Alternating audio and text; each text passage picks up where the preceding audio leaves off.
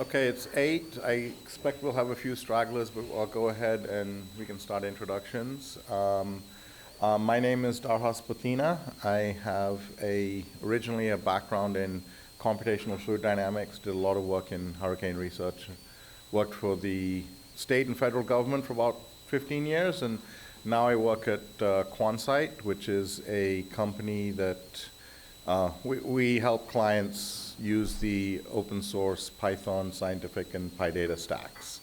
And I'll let Chris introduce himself. Okay, awesome. Hey, I'm Chris, and I'm a senior software developer at Quansight. And I work on a wide range of the PyData ecosystem. My background was in computational material science, and then now I do a bunch of HPC cloud computing, setting up Jupyter hubs, using distributed computing, that sort of stuff. Okay. So today's tutorial is going to be a little bit different from some of the other ones at SciPy. This is a mixed tutorial. This is supposed to be a practical one. Several of the tools I'm going to talk about today, there actually are dedicated 4-hour tutorials on each of these tools. This tutorial is more going to be a practical, how do you put all these things together to actually analyze large data sets. And not all of us are at the scale of Google, where you have like petabytes of data and need to do stuff with them. But everyone here has probably dealt with, I've tried to open a CSV and it hasn't fit into memory and my browser has crashed. And so this is that's why I'm calling it data of unusual size. Any data set that you are currently unable to handle is the target of this tutorial. And we have an example data set that we'll be walking through during the tutorial that's about, if I remember correctly, it's about 70 gigabytes or 100 gigabytes of data, so it's not massive by cloud standards, but it's big enough that it would give most scientists and engineers a little bit of trouble in working out how to do it. To start off, has anyone not made an account? Go to the website, scipy.quansight.dev, sign up for a new account with the coupon code SciPy 2023. One of the things we're doing differently in this, we did a test run of this tutorial at PyCon a few months ago, and one of the things we're doing differently is we're actually going to use big data and we're going to spin up clusters in the cloud. A lot of the tutorials, they say, let's do a big data tutorial. Here's a tiny sample you can do a small data example on. So we're actually going to really touch big data. So you should be at this sign in at Keycloak, and should be able to log in. I have my password saved. Oh, and a couple of logistics things. If you have questions, or if you're stuck somewhere, put a sticky note on your laptop or somewhere visible, and whoever's not talking will come around and try and help. And there's also a Slack channel for this tutorial that Chris will monitor while I'm speaking, and vice versa. Go ahead and hit Start Server. We're going to choose this medium instance, which is basically emulates roughly how big most people's laptops are nowadays. It's 4 CPUs and 16 GB of RAM. Kind of give you a feel of if you were doing a compute on your laptop, what would you be able to do? And then we're going to scale out to larger data sets. So we click Start. This is going to spin up this machine in the cloud. And after a few seconds, you should see a familiar JupyterLab interface. And once we get there, as the first step, we're going to clone the repo. And I will walk you through that. And anyone who is unable to do this, just we'll take a few minutes to kind of get set up here.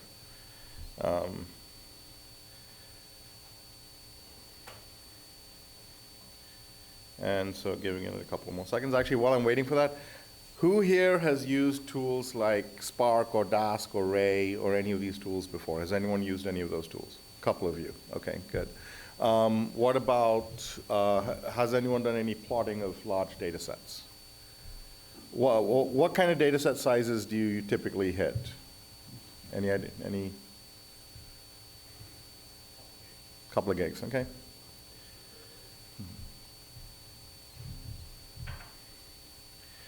this is taking a few minutes. Are they spinning up? Yeah, it's spinning up on the screen. I Yeah. think everybody should run into something like this. Yeah, so what this is doing is this is running on the cloud, and so a bunch of us just requested nodes, so it's going to request them and spin them up, and so it might take a few minutes for everyone to get a node. Okay, there's mine coming up.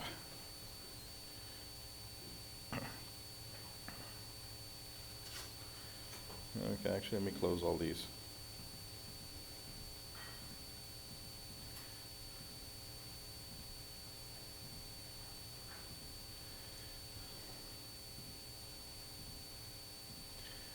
Okay, you should see something like this. The first thing we're going to do is on the left of the screen, you see this little button here that looks like a forking symbol. I guess this is the Git.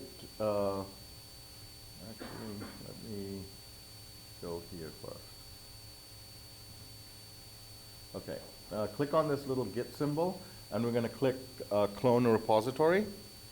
And in Clone Repository, we're going to put our repository, actually, I need to copy this HTTPS URL, and I'm going to go back here and clone this repository. And that should take a couple of seconds, and now you should have a folder called Big Data Tutorial, and we're going to open the first notebook, which is the 00 introduction. And how's my screen? Can you guys read that, or should I make it a little bigger?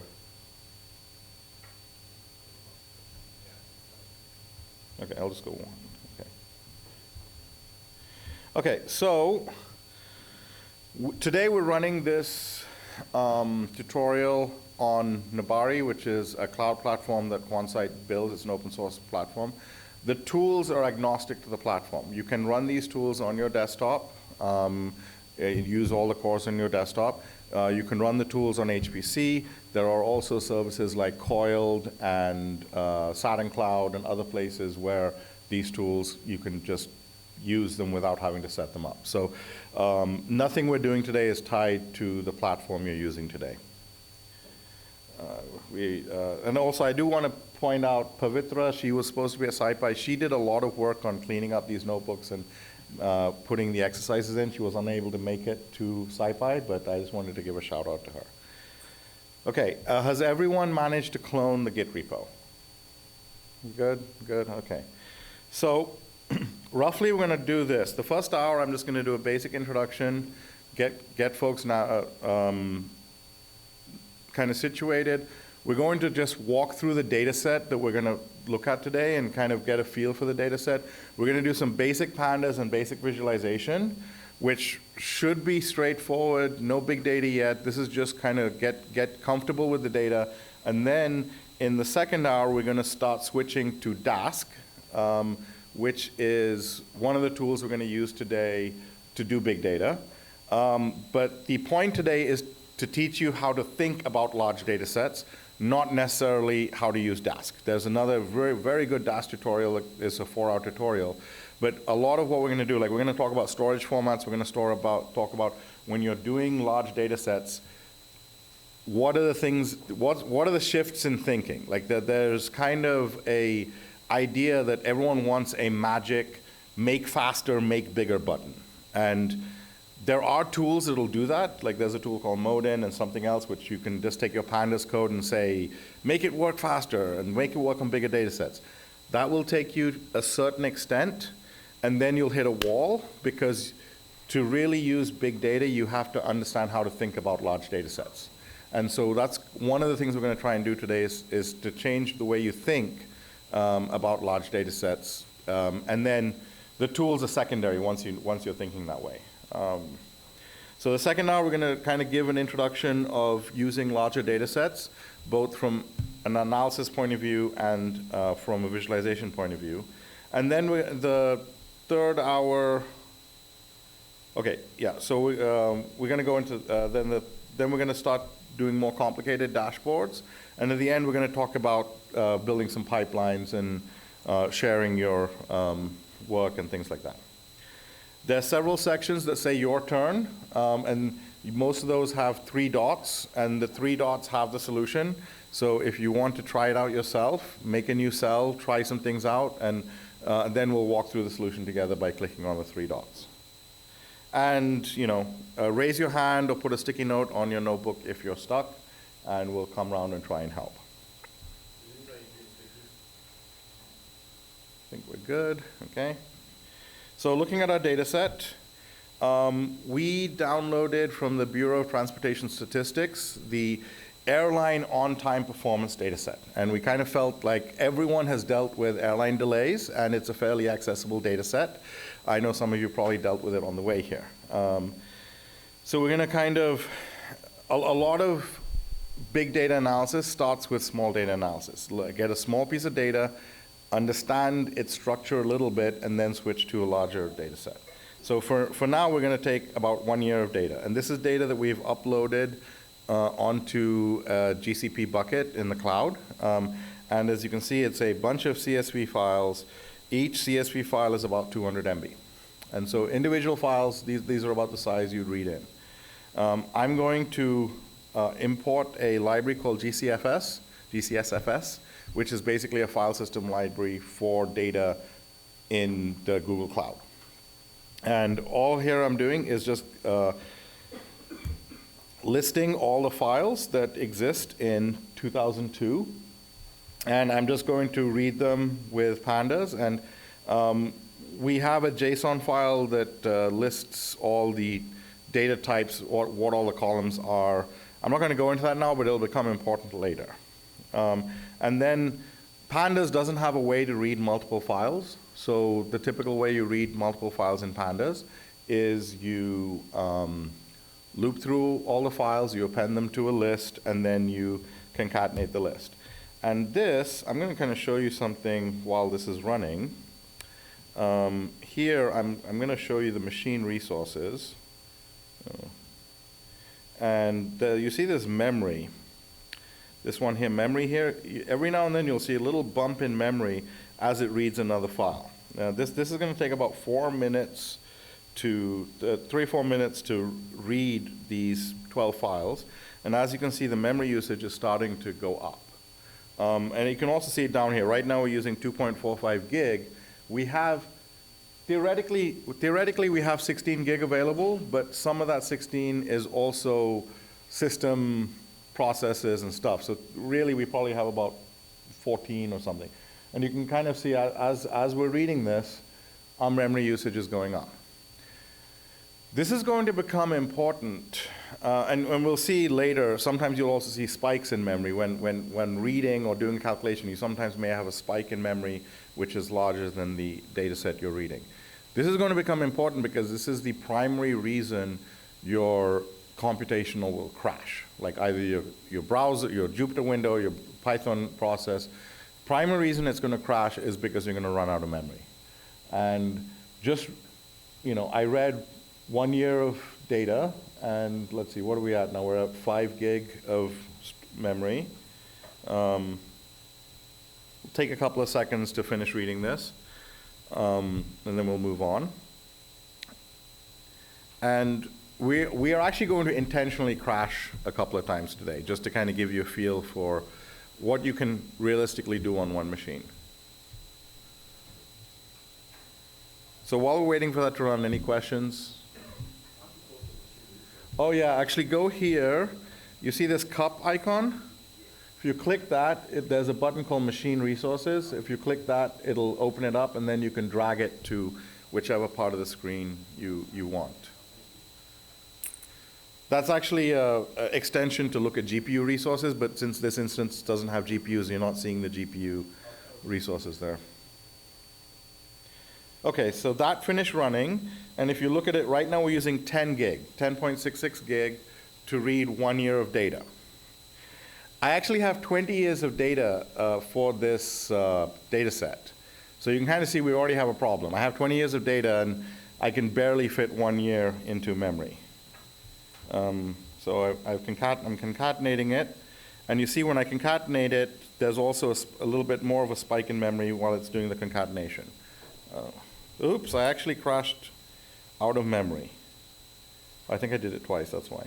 Okay, let's restart.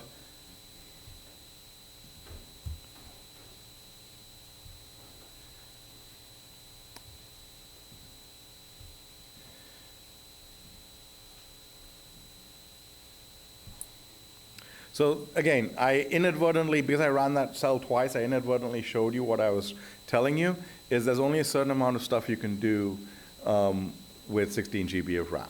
Just doing 1 year of this data set basically killed my server. Let me go back to here.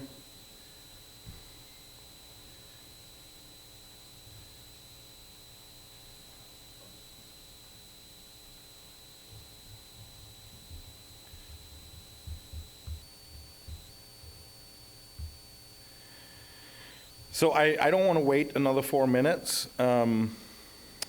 Actually, let's do this. I'm going to slightly do a smaller.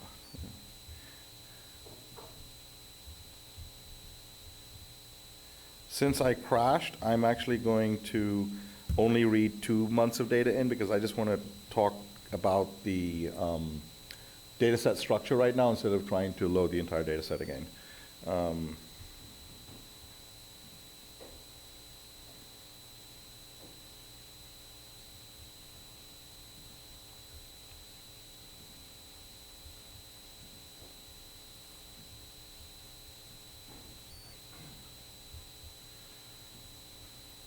Okay, so now I only loaded 2 months of data, and let's just look at what the data set looks like.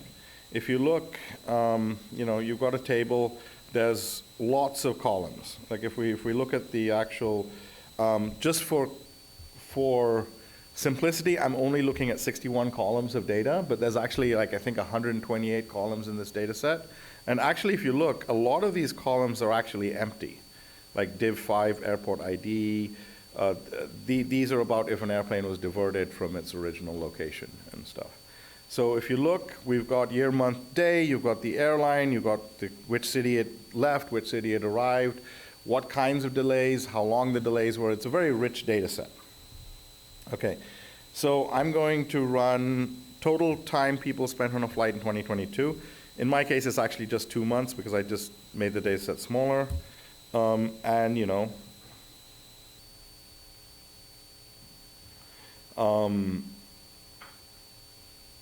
It says 295 years. It's actually more like 8,000, but I'm only doing 2 months here. If you want to take a second, you should be able to do a simple pandas thing. You've got a data frame called DF, and let's see if we can just do the maximum and average flight delay, flight departures. So if you look at the if you look at this list of columns, there should be one which talks about flight delay. Look for anything which says delay in it. And let's see if you can just do a really simple pandas max or mean. And I'll give you a couple of minutes, and we will then move on.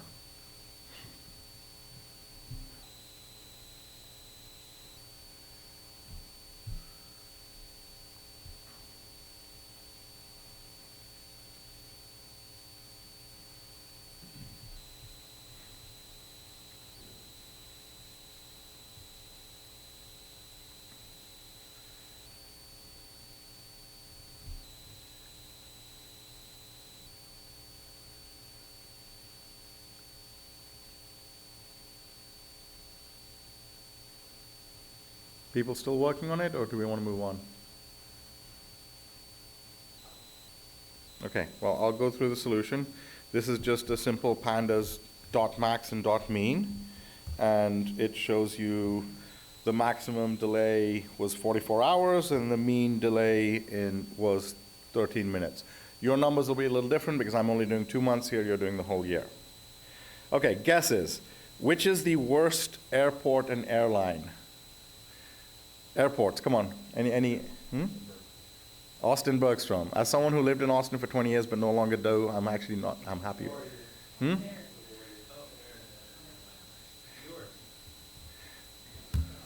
It's Atlanta. Well, no, it's Atlanta for the whole year as well. I checked that. Okay, now let's do the same thing. I'll give you a second. Write the code now to look for airline, and let's work out which is the worst airline to fly in terms of departures. And if you want to look up here, there should be, I think, let's look. I think it's op carrier. Yeah, op unique carrier is the field which has the airline code.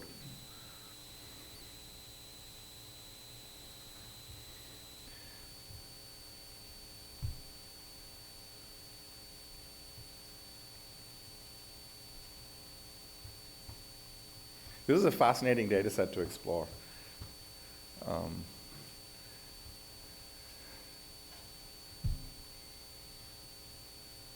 If you're wondering about the symbol conversion, it's the IATA airline code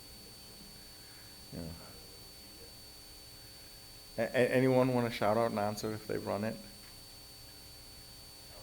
Southwest. Yep. If you look at both the mean and the max, the mean delay and max delay, both Southwest Airlines. So, some information in case you want. Okay, this is just another calculation which just finds the changes distance to kilometers instead of meters. One last exercise, which I'll give guys a few minutes for, is do you want to see what kind of delay contributes to the most? And if you want to know what the delays are, basically, if you look at the data, anything with delay in it is a delay. I think there's departure delay, there's arrival delay, weather delay, carrier delay, yeah.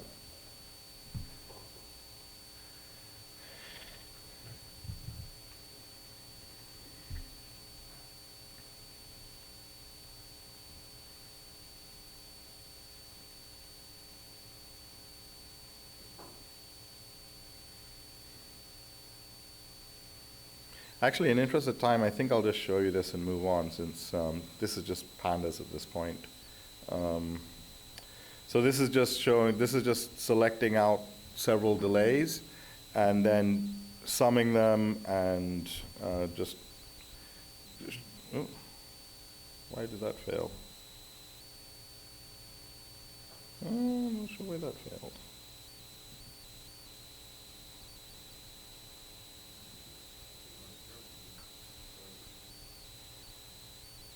Okay, I don't know why that failed, but actually, when you run this, it should crash your server because there's too much data for it to actually do. So the whole point of that last thing was just to show you that if you try and do these calculations, you'll crash your computer.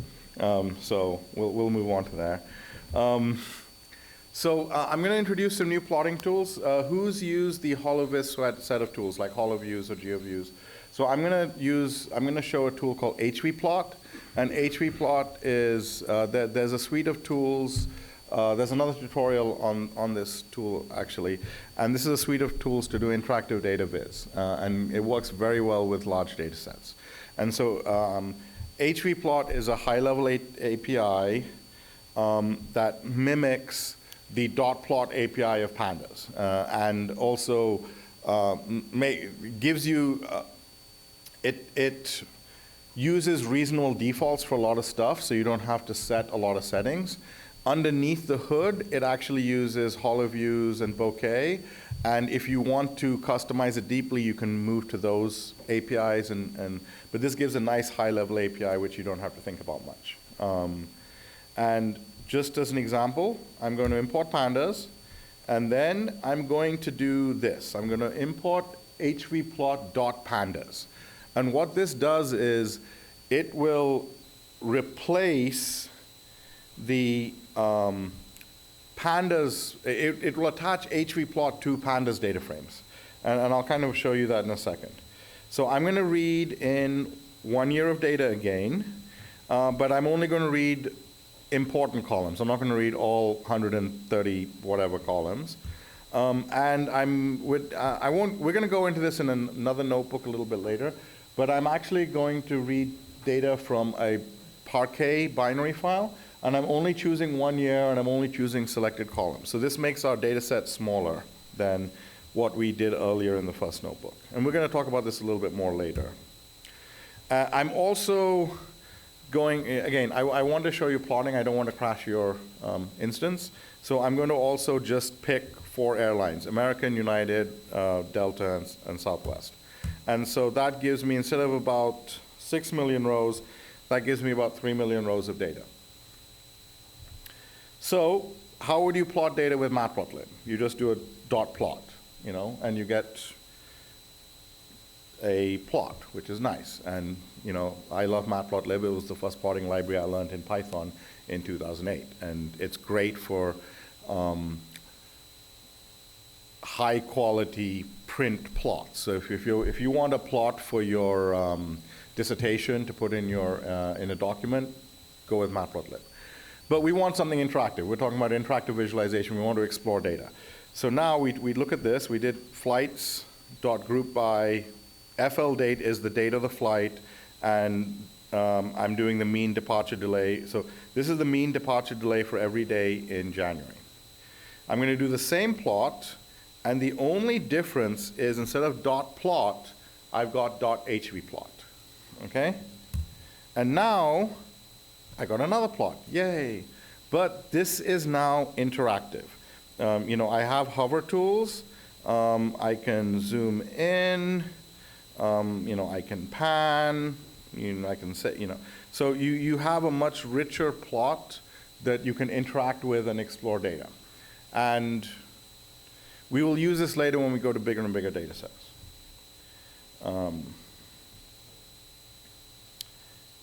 Okay, so this plot did departure delay. Let's do a quick thing, and let's see if you can change this to arrival delay, which is ARR underscore delay. So I'll give you a couple of seconds, about a minute, to see if you can switch the plot to a arrival delay plot, or add arrival delay to that plot.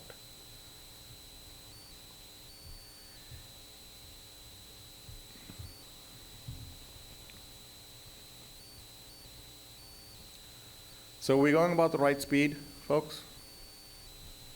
Okay.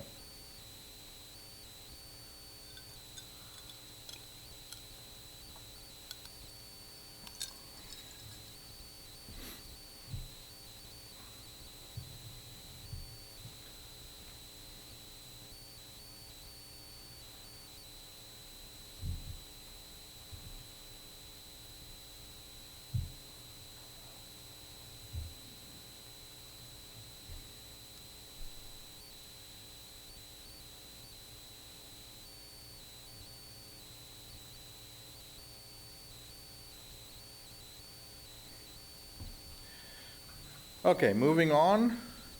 The solution for that is really just add arrival delay to your data frame, the things you're selecting out of your data frame, and it will plot both of those on the plot. And I've also grouped it by month. Oops.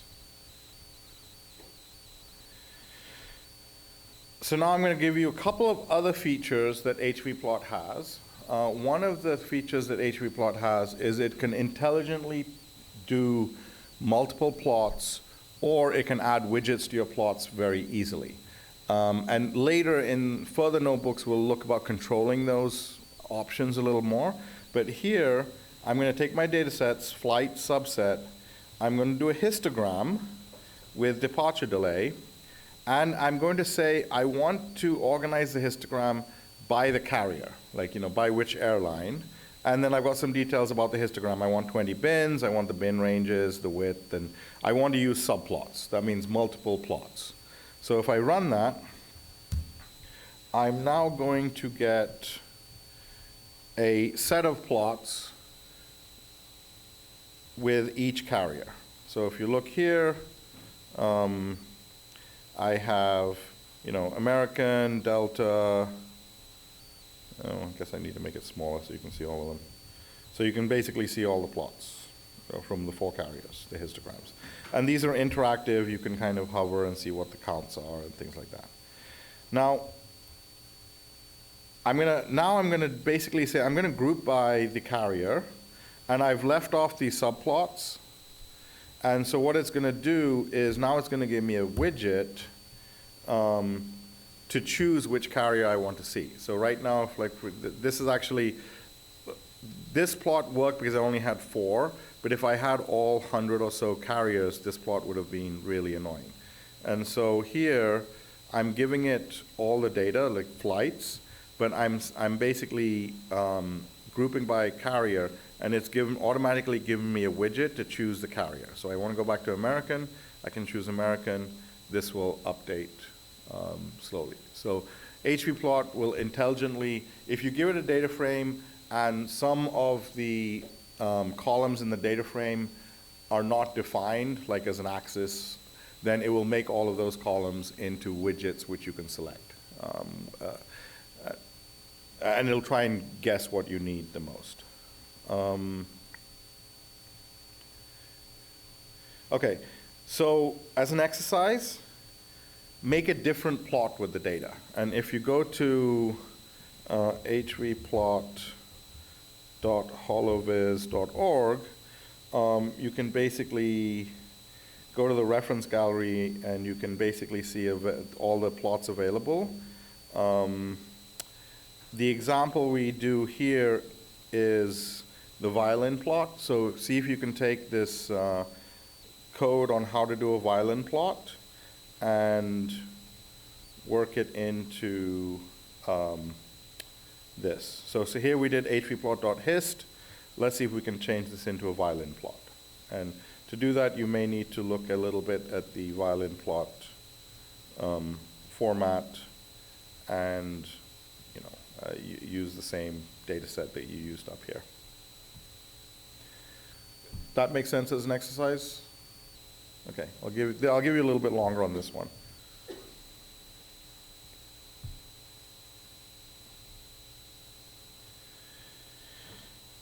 And for those of you accounting, we're using about 9 gigs of memory right now doing all of this.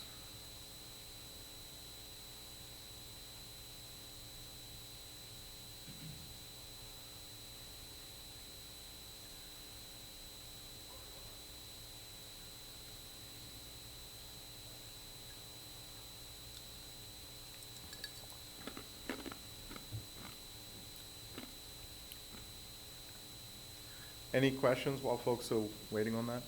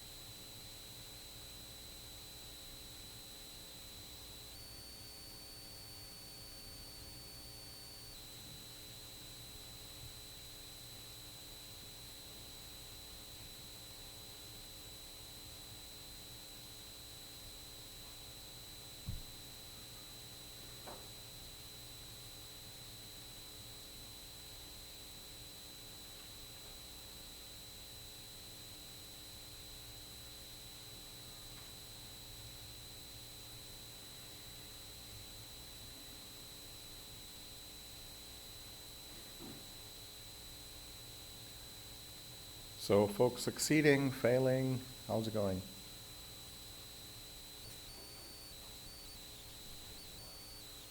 Yeah, so the plot will actually take quite a while because the violin plot does a lot of statistics behind the scenes and it's working on 1 year of data.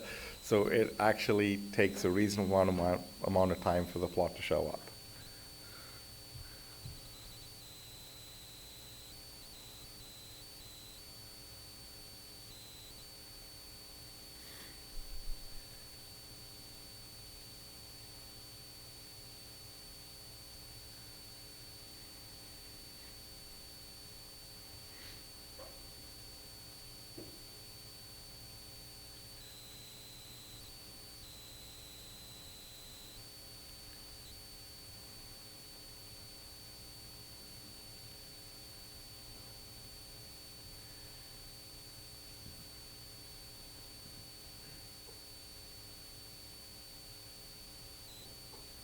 Okay, so just to show you, I'm not going to run this cell just because it'll take a few minutes, but in my code, we've just basically picked all the columns that have the word delay or del in the column name, and then we're giving those columns to the y-axis, we're giving it a group label type of delay, and then we're giving it a value label delay in minutes, and then I'm grouping by op carrier.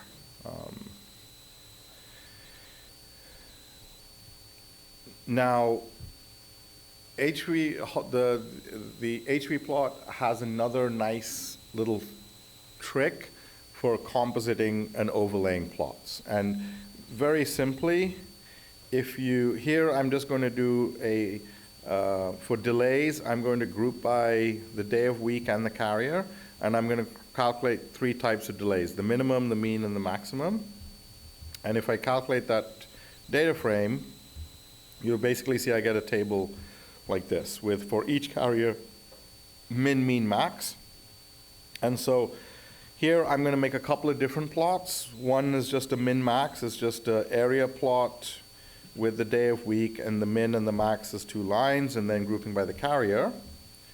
And if I show you this plot, let me just, so I stored this plot in the name min-max plot. So if I just type min-max plot, you can see what it looks like.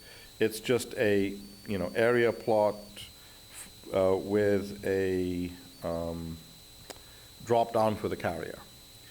Now I have a similar plot for the mean plot, and if we look at this, the mean plot is just a line plot of the mean. Now, I want to put these 2 plots together. These are 2 separate plots I've built in HVplot, and I want to put them together. So I've got 2 operators in HVplot. If I use the addition operator, it puts the plot side by side. Okay, and it realizes that since both of them use the same group by widget, it makes a common group by widget for them, and these are linked plots. So if I zoom in here, it's going to zoom in on both. If I hit the pan button and I pan, it's panning both. So these are linked plots which are next to each other, and it did that with a plus. And so you can also do this with, this is actually fairly powerful. It's very easy just to have several plots, work on them independently, and then just add them to put them together. Now, if you multiply them, what do you think it does? It does an overlay, okay? So now the plots are on top of each other, and so you can also use this if you had one plot which was like a geospatial map and another plot which was a heat map. You could just multiply them, put them on top of each other. There's actually another way to do that. You can just say geo equals true, but we'll get there later. But this is just a nice little way to put some plots together. How are you guys feeling? Do you want to try one more exercise, or do you want to just keep going? Up to you guys. Exercise? Okay, let's try the next one. It's just plot the mean and max departure delay by hour of day. And there should be an hour of, if you go back and look at the columns, there should be a hour field somewhere. Oh, I think it's in the previous one. If you actually want to ever look at the fields in the prep folder, there's a dtypes.json, and it lists all the fields. So yeah, there is a hour field somewhere. I forget what it's called. Oh, departure time.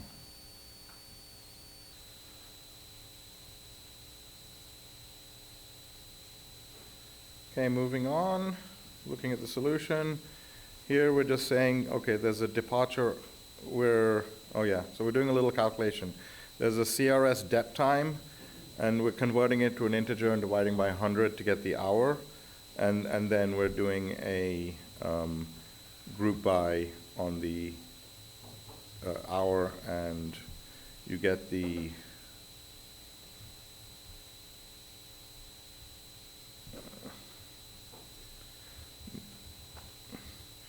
you can basically see that there are not that many departure delays in the early morning, but as you get later in the day, the departures start to accumulate. For the next section where we talk about Explorer, I'm going to add, if you guys can add a new cell and copy this command. So sometimes, you know, in previous cases, we knew what we were going to do. HPplot has one more thing which lets you explore data interactively, but I noticed this morning it doesn't really work that well on large data sets. So just to make it work a little faster, I'm just sampling 10,000 rows from the data. So that's all this is doing. Flight small equals flight subset dot sample 10,000. It just takes 10,000 random samples from our data frame. And I've changed my example to use that small data set. You can run it as is in your code, but the interface is going to be a little slower. I thought I just went 1 second. Oh no, flight small, there we go. Okay, so this gives us a little GUI to explore the data. And for example, this is a line plot. I'm going to say, actually, I'm going to say the y-axis is departure delay, and I'll say the x-axis is day of week, and I'm going to group by day of week. Oh wait, that isn't right. Group by date. I'm not sure what I'm doing here.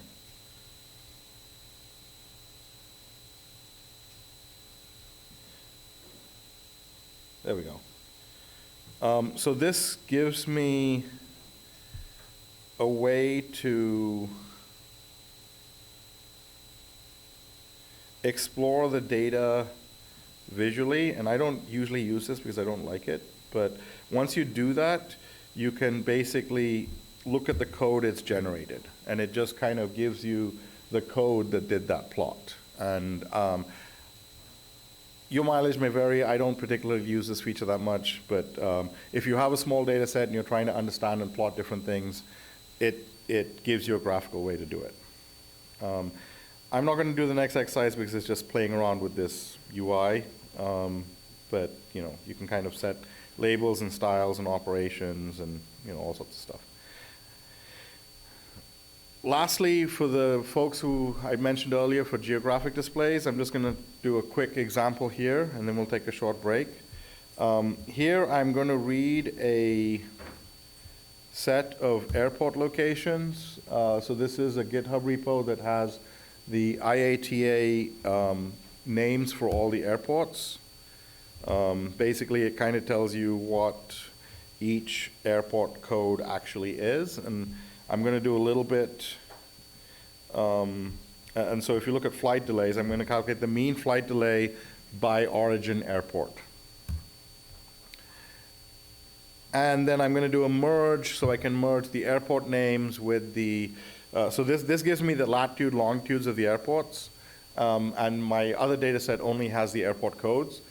So I'm going to merge the two data frames together so I can have the latitude, longitudes in my data frame which has my delays. And that's what I'm going to do. And here, I'm going to plot points. I'm going to plot the latitude, longitude, and I'm going to color the points by the departure delay. So basically, the intensity of the color will be based on how much delay you had at that airport. And I'm going to say geo equals true, which means I'm going to get a map background.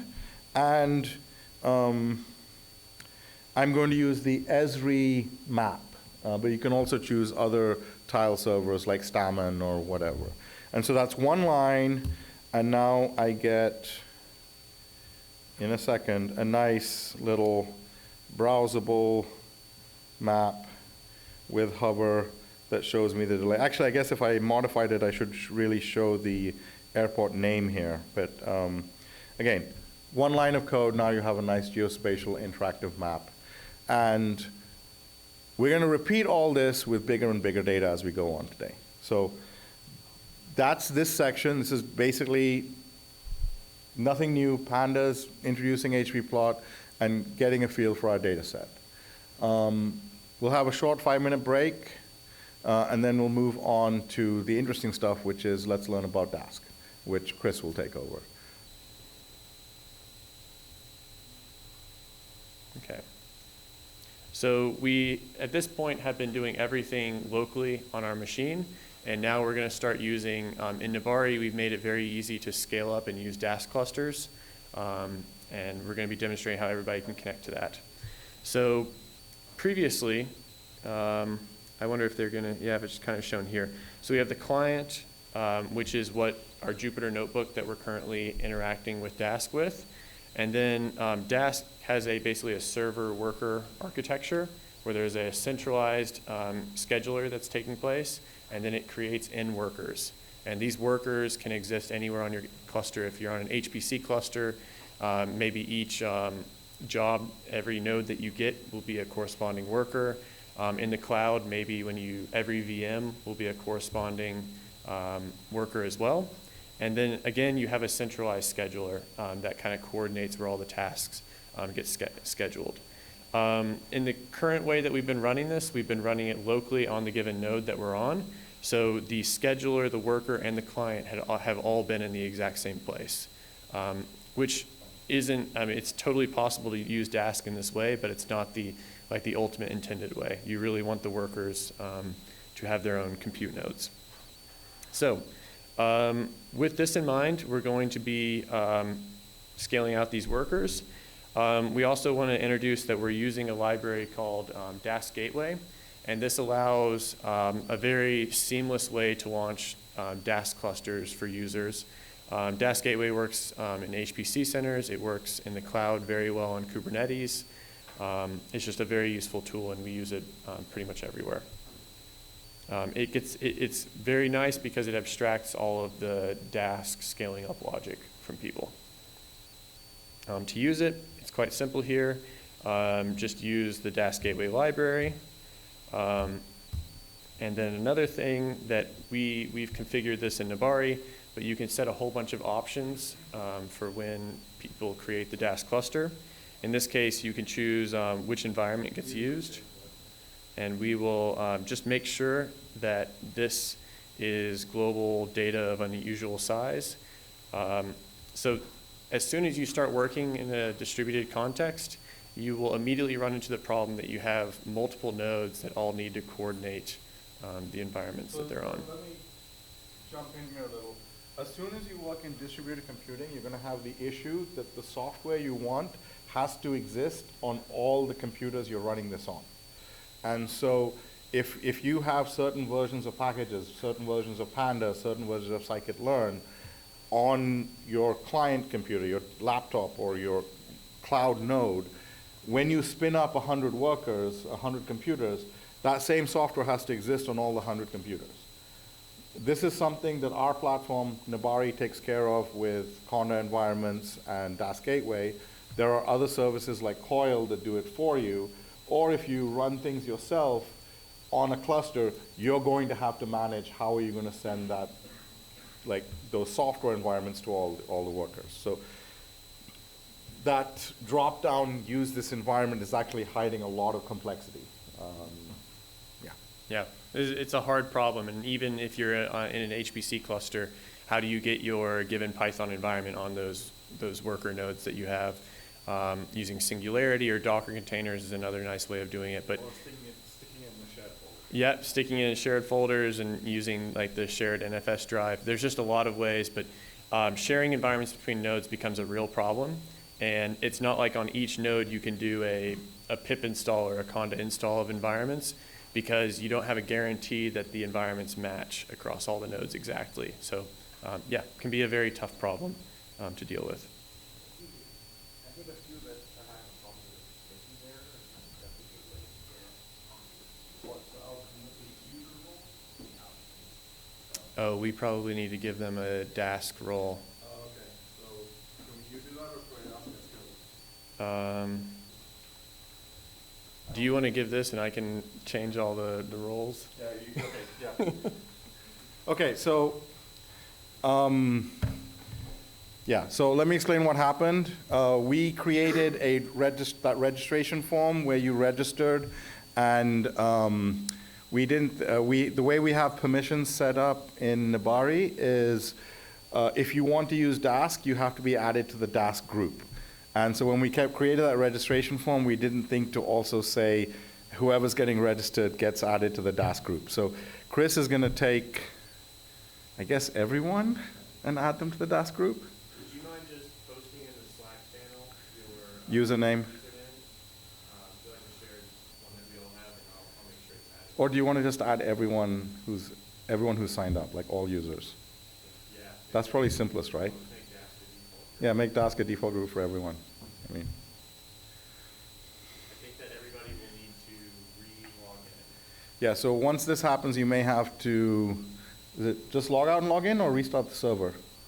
Log out of Jupyter Hub and log back in, but you don't have to stop your server. Okay, so once he says he's added you, everyone will need to go to File, Hub Control Panel, and click Log Out, and then log back in.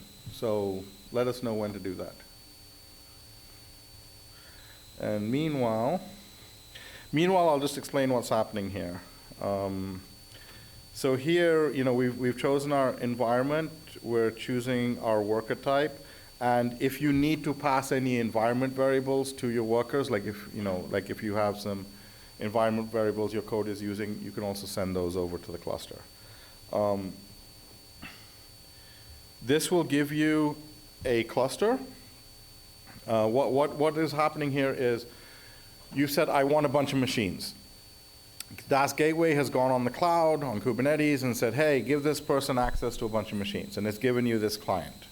And here we can do two types of scaling, manual or adaptive scaling. Manual scaling is you basically say, I want 10 workers, or I want 20 workers, and it allocates that many, and those are running the entire time.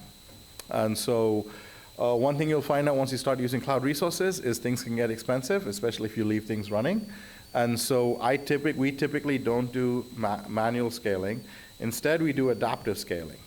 With adaptive scaling, you can give a minimum and a maximum of how many workers you want. You can either do 0 to 100, 0 to 10. For this tutorial, we're going to do 5 to 10. And what it will do, it will allocate 5 workers for you, or 1, depending on whatever you put on the minimum. And then, as you run compute, if the workers get saturated, it will keep on requesting new workers till it hits their max. And then once you finish running tasks, it'll say, I don't have anything to run, and it'll start turning them off again. So typically when I use Dask, I say 0 to 10 or 0 to 20, and when I'm not doing anything, it doesn't use anything, and when I'm using stuff, it'll pull them in. Okay, can everyone log out?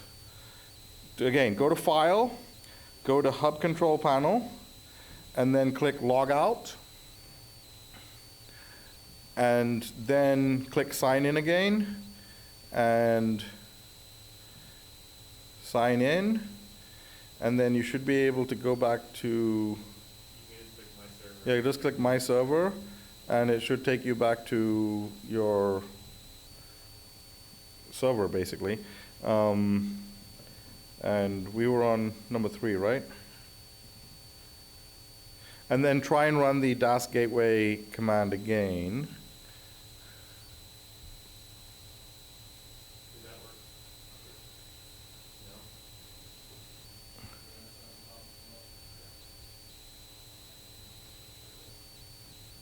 Do they need to? I thought they had to restart server, but you.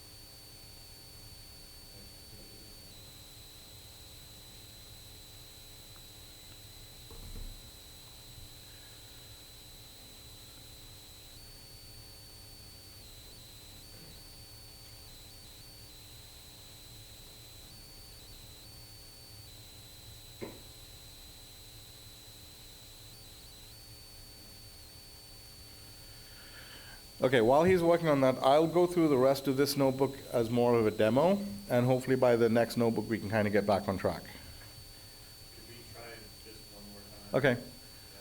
Okay, folks, log out, log back in. You know what? I may be able to do this too.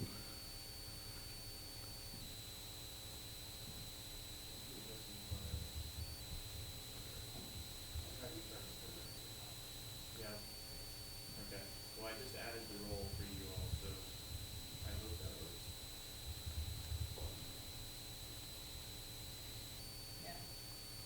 Is it working now? What did you restart server or just log out, log in?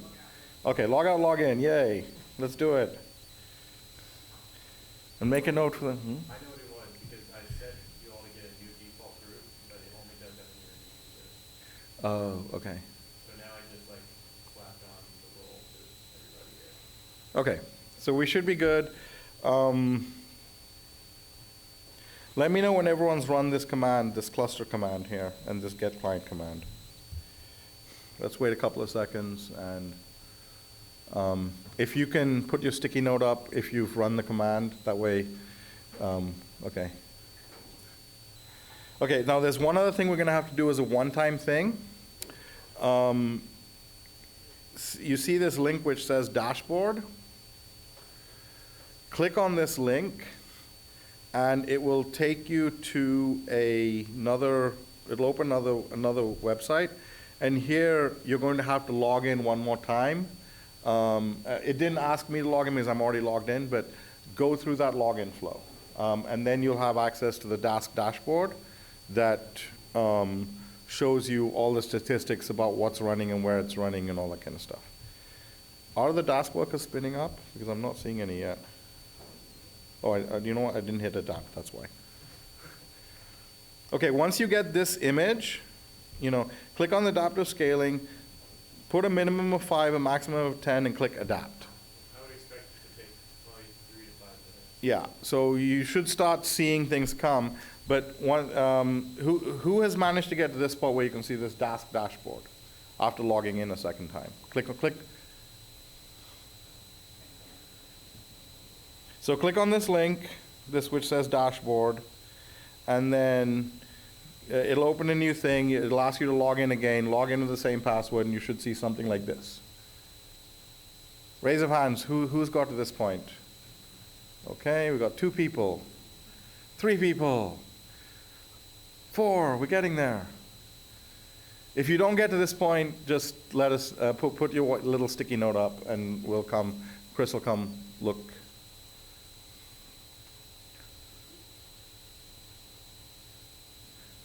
Okay, I'm going to come look over here.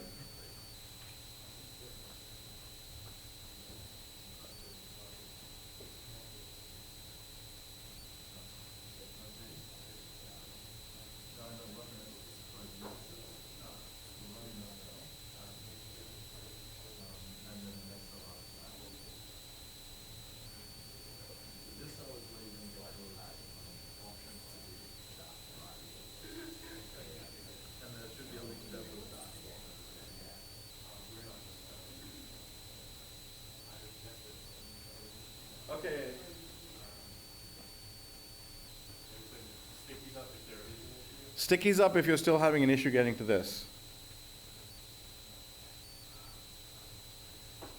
Okay. What?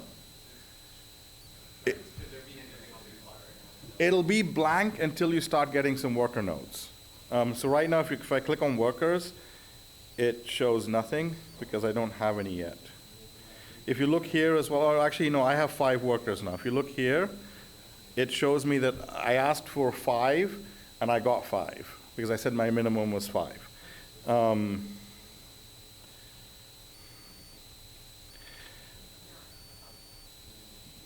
So if you click here on info, see now I have 5 workers. If you look at info, I'm going to hit back. Okay, so another thing, I'm going to walk through this slowly because this is going to help us as we do the next tutorial, so I'm going to spend a little time here. On the side here, so you can only do this next step after you've clicked on the dashboard link and logged in. Okay, if you've done that, then on the side here, there is a Dask icon. It's the red squares, okay? If you click on that, and then you click on the search button, it should populate with these yellow tabs. These are special graphs to understand what's happening on all the computers. And I'm going to pick 3, which I like. One is I'm going to pick one called cluster map. So I'm going to click on cluster map. It's going to give me a new plot. And I'm going to drag it and put it to the side like that. I'm also going to do one called task stream. And I'm going to rearrange it like this. And I like using another one called progress.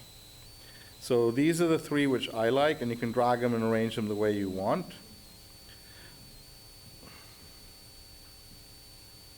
Okay, so let me kind of explain what these plots are. You see the one with the big purple thing in the middle and all these yellow things on the outside? That purple thing is your Dask scheduler. It's where when you send tasks, it first goes to the scheduler, and the scheduler says, okay, I'm going to distribute these tasks to all my workers. The yellow dots are the workers that are currently available. So you might see between 0 and 5 of those right now. And as new ones come up, you'll see new dots show there. The task stream and the progress show what's happening. And right now, nothing is happening. But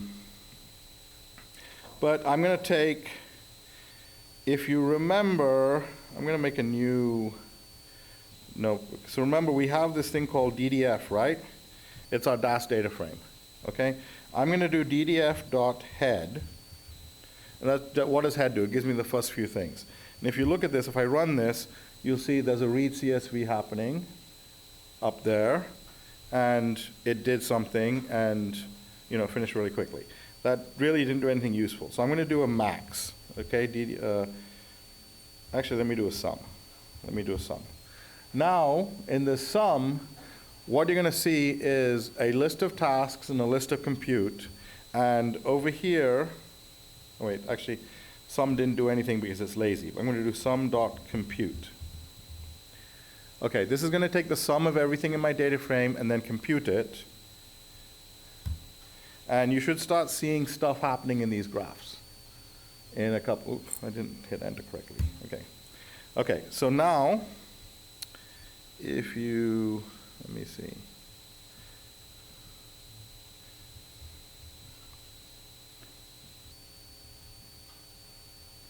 That actually didn't take much time either. This is a small data set. Okay, let me run that again. You can basically see it's doing some calculations, and the reds you see at the bottom is communication happening between the nodes and the, what do you call it? Let's do something a little more complicated. Group by year dot sum dot compute. That has a little bit more computation in it. Hopefully we'll see some more stuff.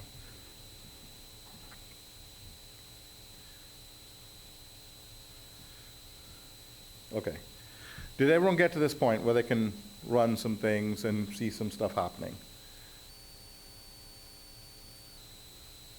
Okay, I'm taking a little longer here because this is important, because in the next few notebooks, we're going to use these graphs to see if things are working well or breaking or things like that. So that's why I'm taking a little longer here. And I don't know if you noticed that there was a sixth dot that appeared for a while and now it's disappeared. That's because when I did the compute, it's like, oh, I got lots of compute happening, let me grab one more node. And now that I finished, it went back to my minimum because I said my minimum scaling is 5. Okay.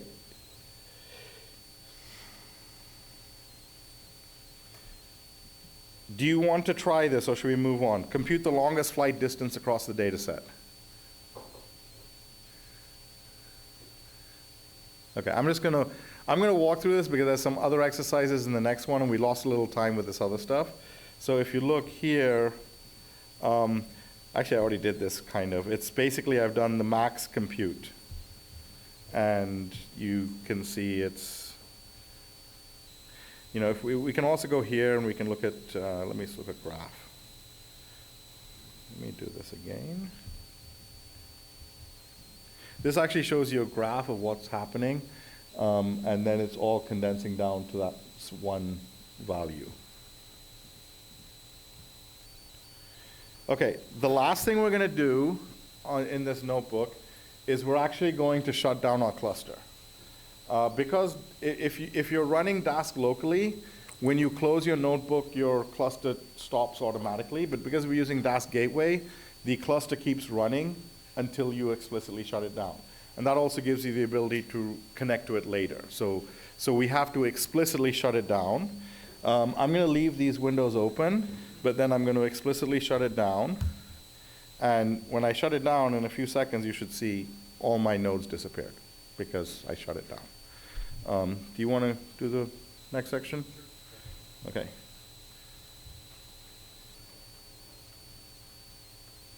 I think we've gotten to the point everybody was able to successfully connect and get that all. Sorry about the rolls. Leave those open. Oh, yeah. I'll have to pull them back up. Yeah. Okay, so for a lot of this, I think Daros has been showing how you can start doing your distributed computation. We haven't really talked much about the actual data and how it's stored and how we access it. There's a common thing when you talk about distributed computing is you want to always bring your compute to the data. We kind of talked about this before, but you wouldn't want to bring a 1 terabyte data set to your laptop. It wouldn't fit. It would take too long to download it. So there's just you'll see this pattern repeated over and over.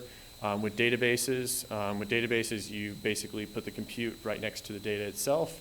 And similarly with Dask, we're going to do the exact same thing.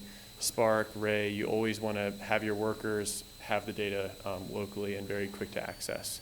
A common pattern also to highlight on this, in distributed computing, the worst thing that you can do is have network traffic. You want to basically do as much as you can locally on the given node and communicate as minimally as you possibly can. Oftentimes, it might even be better to do the compute locally on the node and if you can avoid sending it over the network. So there's a lot of tricks and things that you'll see around that. But here we're going to talk about data storage formats. So we often mention like cloud object storage.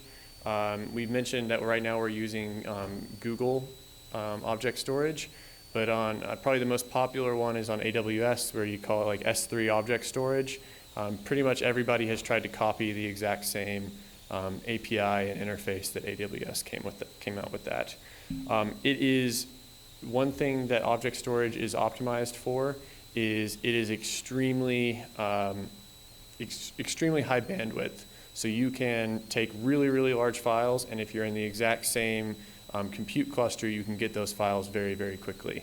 Much faster than if you were on a shared file system or something like that. And multiple people can access them at the same time at high speed. Yep. Which a lot of shared file systems, if 10 people try to access the same file, everything crashes. Yeah. It's designed for high speed. you'll actually see here, when I go outside of this folder, there's a shared folder here. And this is something called like a shared file system, NFS. You name it. A lot of HPC clusters have things like this. And your administrators have probably said, like, don't store your Python environments on there and try to access them on your workers. It's because these file systems are notoriously, they're not able to handle the massive load from everybody trying to download the files all at once. Object storage very much is designed to have as much bandwidth as possible, but they don't guarantee you giving you the files as quickly as they possibly could. And what I say, so I'm talking about latency versus bandwidth for those sorts of things. Okay. Like is mentioned here, data has gravity. So again, we're bringing our compute directly to where the data is. I guess in this case, we're kind of locally moving the data to our local worker and then doing the computation there. We're going to touch again GCFS, the library. And this is, again, it tries to, I'd say it tries to provide a kind of a pathlib-like experience or a more convenient experience for interacting with files in object storage. I think the first confusion that people run into when dealing with S3 or similar ones is it doesn't exactly look like a normal file system. You can kind of click on folders and kind of list the files inside of there, but if you decide at the root of S3 to say, give me all the files, it will give you all 300,000 files and list those out, which is not the intuitive thing that you're used to seeing. Additionally, a lot of performance is very different than what you're used to locally. Okay, so in this case, Airline Online Performance is another directory that we're going to be looking at that has the same data set that we've been looking at before, but we're starting to store it in different formats to show the different performances that you can get based on not just how you compute, but also how you store and then load the data that way. Okay, so just as a good example, we already have if you can, open the above folders and view the given contents of one of those folders as an example. Just using the same command, fs.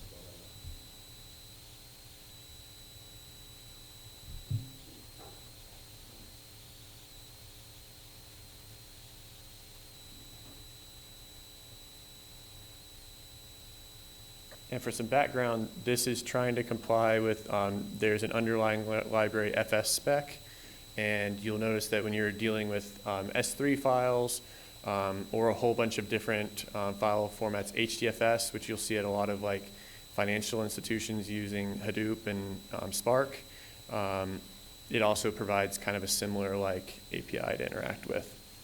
So you learn one and it can work across all of them. Yeah, so one thing to realize as you start using things like S3 and file storage is these aren't actually file systems.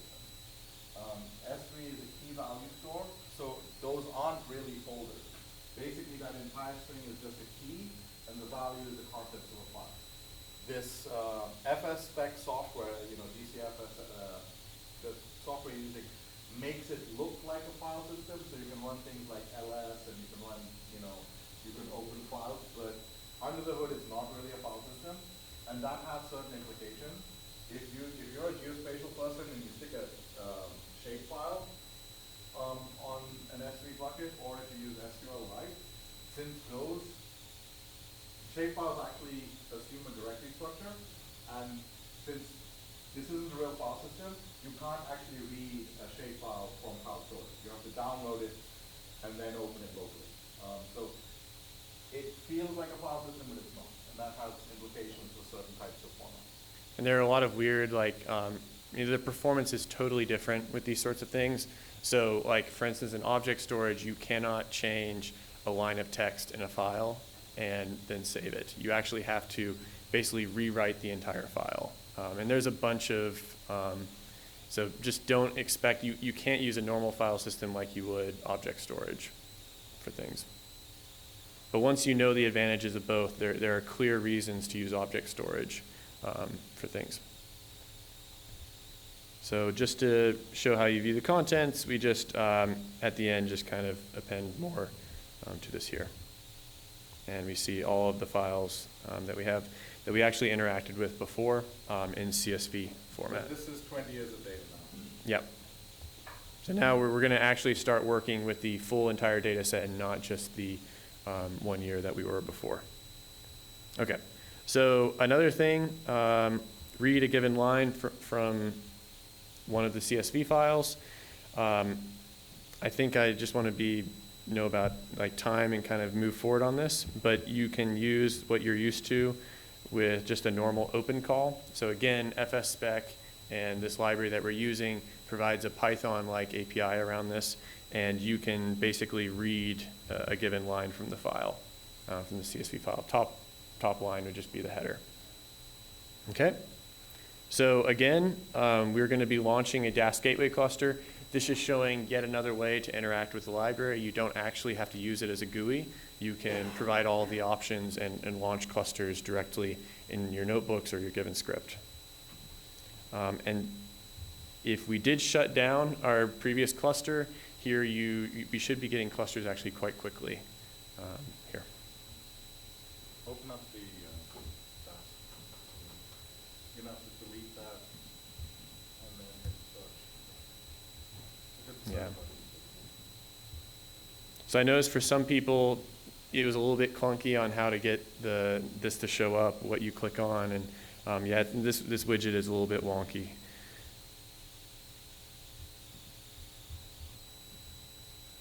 Task streams, and there was one other, right? I usually do progress, but we can just leave the task streams, that's enough. There's not enough space with this. Okay. All right. Was everybody able to get their cluster? So this kind of shows that auto-scaling has its downsides in that you actually have to create the node, download the Docker image, things happen. But since we shut down our cluster, it hadn't yet deleted those nodes, so they're quite quick to pick up. Again, with the CSV before that we dealt with in the previous notebook, we have to know the data types for it being a CSV, and then we just quickly load basically the entire data set here. You'll notice that I ran this and we don't see anything going on in this because again, things are lazy. But as soon as we run head, we'll see that it's actually started doing things on the given cluster.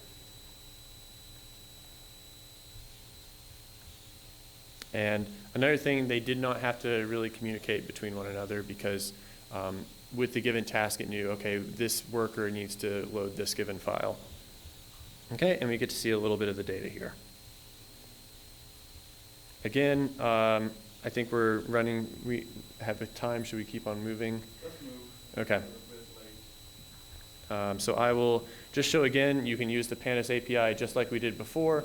Now we're working in a distributed context. So the only difference here right now between what you've written in Pandas and what you're writing here is that dot compute at the end. Now, I will give you a warning about dot compute. What dot compute does, so if you don't have dot compute at the end, it's just building a graph of operations. It's not actually doing anything. When you hit dot compute, it's running all of those and converting it into a Pandas data set. Which means if the result of the dot compute is larger than the memory you have locally, you're going to crash. So if I have a 1 terabyte data set, by the time I put dot compute, my resulting data set needs to be smaller than 16 gigabytes. So, you know, an average or a mean or something that's smaller than me in that data set. Because that's what dot compute does, it converts it into a Pandas data set. Very often when you're doing distributed computing, it's nice to know what's actually going on behind the scenes and see where your performance is coming from. You see the red, that is whatever is being transferred over the network.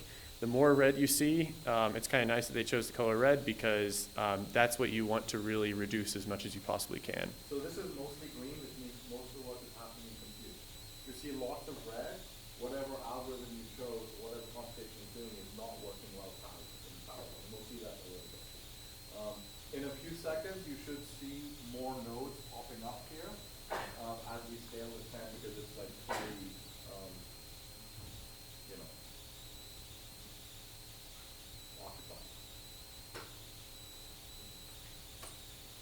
Okay. I'm going to keep on going forward, but we will, we'll see this increase, and it should finish pretty soon. I'll start talking about, so Parquet is the next data format that we're going to be talking about. With those familiar with CSV, CSV is just a text file. There's no data types. You actually have to read the file and be like, oh, this column, it looks like it's an integer, or it looks like it's a float. And you just keep on reading from each given column, and then you start guessing what the actual types are.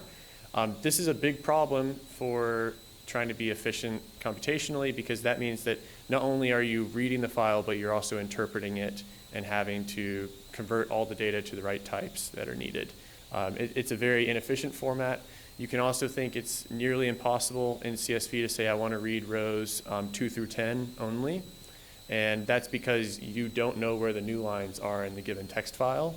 It's also really difficult, how do you read a given column in a CSV file, because a column, you're kind of reading like a piece of every new line that takes place, and that's just not going to happen. So in CSV, you very much read all or nothing, or blocks of the given CSV file, which leads to real problems, especially when you're working with object storage, because object storage, and really wherever you are, the less data you read in that you work with, you have less memory, your computation will be faster.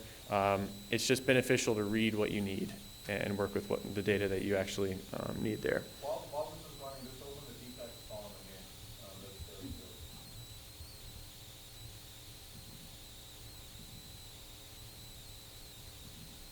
So if you look here, the day of, the quarter and the month and the day of the month, day of the week, I call them integer 8.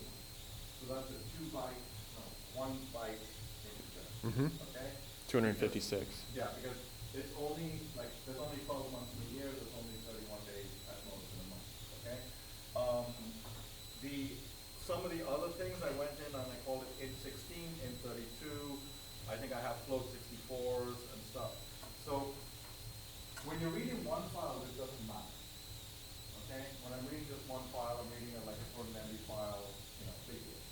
But if I have 200 MB of month data, and I store it as an int8, let's say it took 200 MB. If I store it as an int64, that same data is now going to occupy 800 MB. So when you're reading these really large data sets, the Z types matter, because if you choose the wrong Z type, you're exploding how much memory you're using. And so even though it's not a big deal in just one file, when you're reading 10,000 files or 20,000 files, these things start adding up. And so that, again,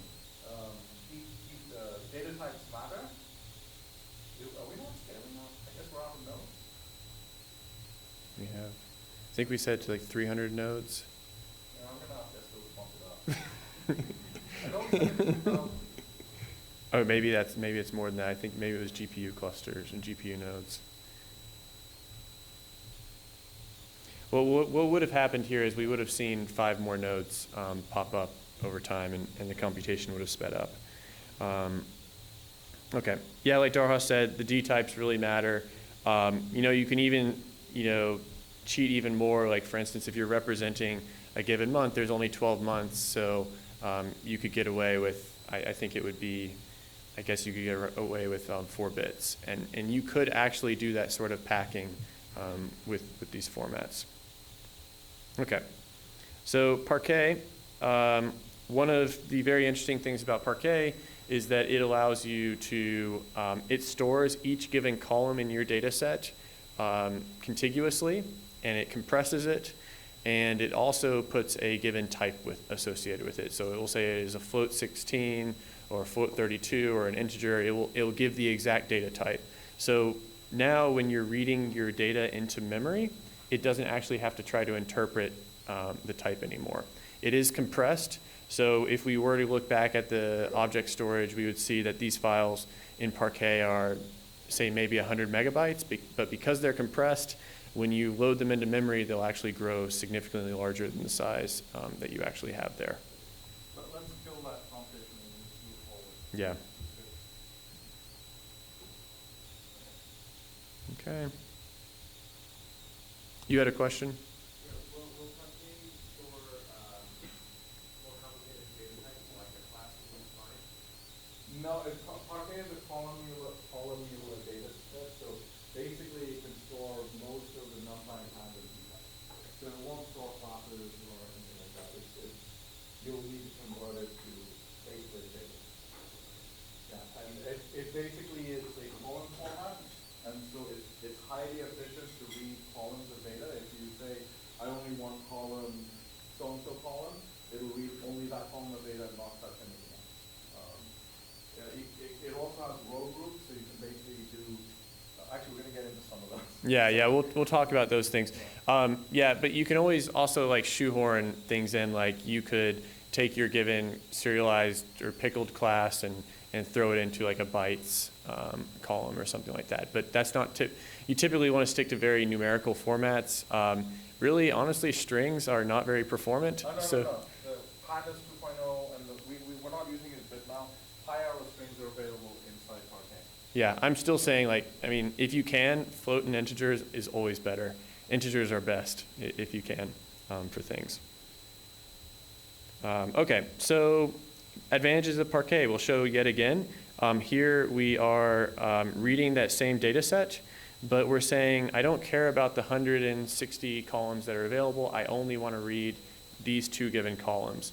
And so again, this is showing a real advantage of Parquet, that you only read in the data that you use. All the distributed frameworks can use these sorts of things as well. I'm guessing, yeah, this will run, I guess we'll see. There's a lot of communication happening here. Yeah. But this communication is actually the same that would have happened in the CSV format that we saw, except that now we're not paying the cost of reading in the data, parsing it, and then doing a computation. Now we just explicitly pretty much got a free read and then did a computation, which was quite fast, and then all the communication that you saw. We only read 2 columns of data, versus with the CSV, we read 167 columns of data, of which 165 columns we didn't read. And so that really speeds up the read time and the compute time, because you're only reading the bits you need. Yeah. So the first trick to big data is don't compute with big data, and just shrink it down if you can. Okay, so partition storage. So the next thing that we're going to be talking about is, just like we mentioned how you can read in specific columns, maybe you want to read in only specific rows. So I would say that I only care about the years 2000 to 2010, or maybe I only care about the month January. And this is where you want to read more than just a particular column, but you want to read a subset of your data. One other thing you'll see over and over again in large data sets, and especially as you move to multidimensional data, like if you go to the X-ray tutorial where you're looking at fields, like right now we're mainly doing tables, is the way you store your data matters. And an example I'll give is a long time ago I was working with the UK Met Office, and they had 80 years of worldwide temperature data, like from their model, stored in the cloud, and we were trying to see if we could access it to do stuff.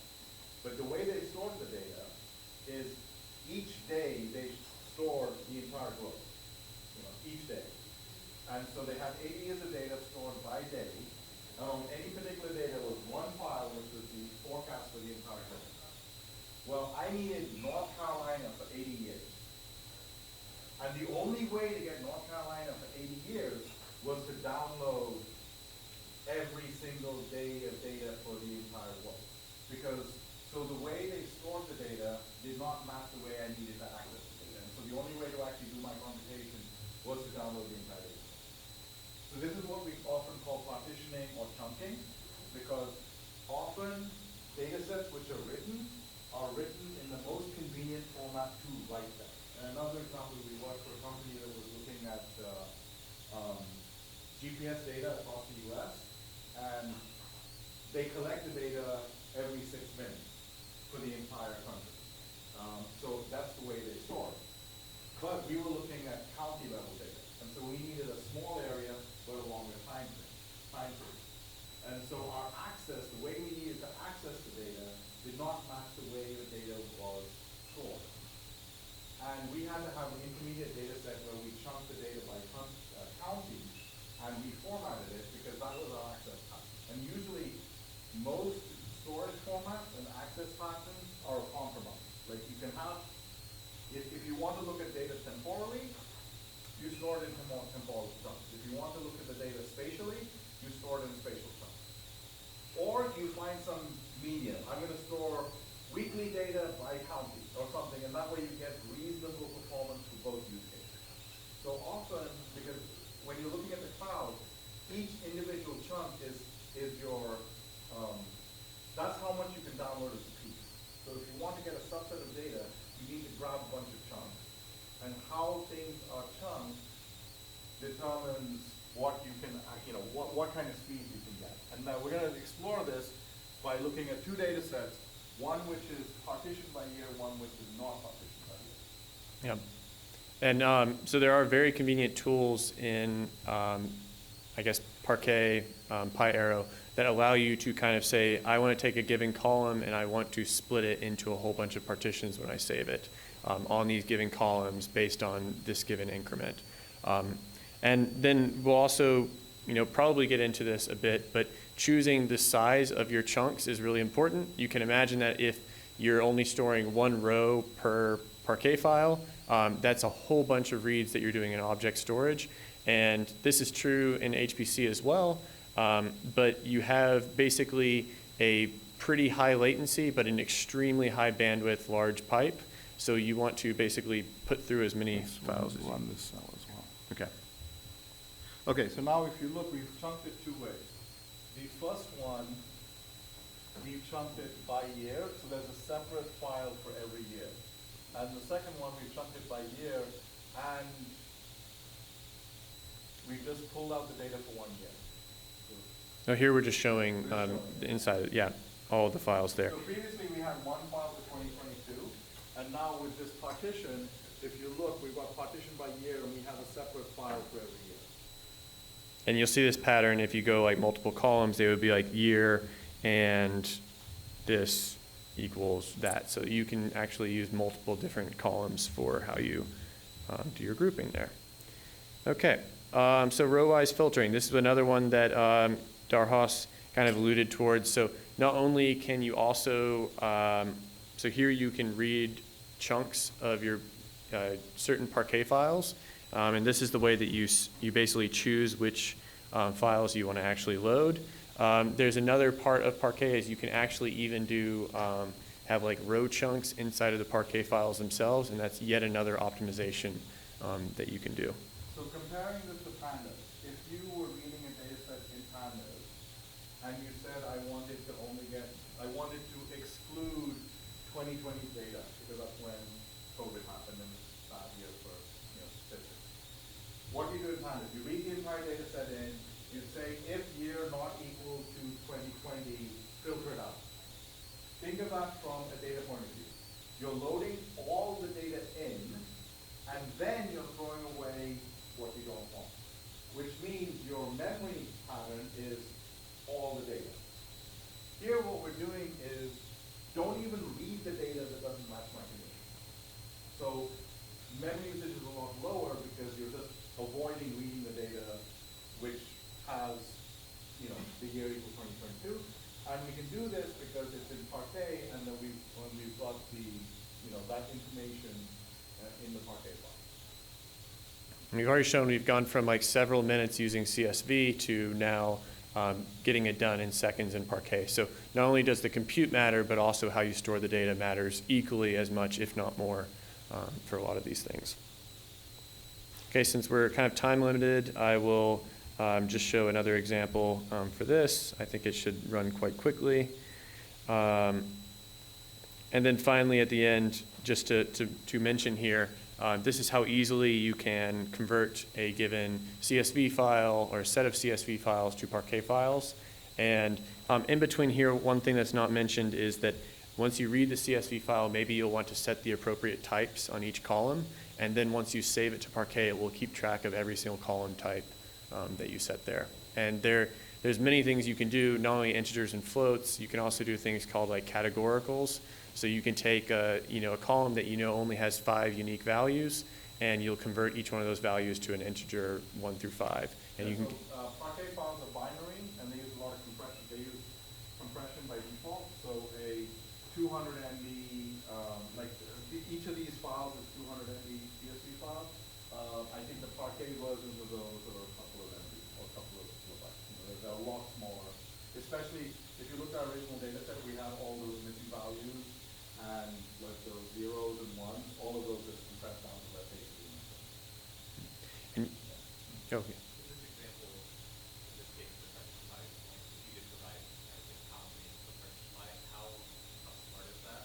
So what it will do is it will create a directory structure based on that partition by.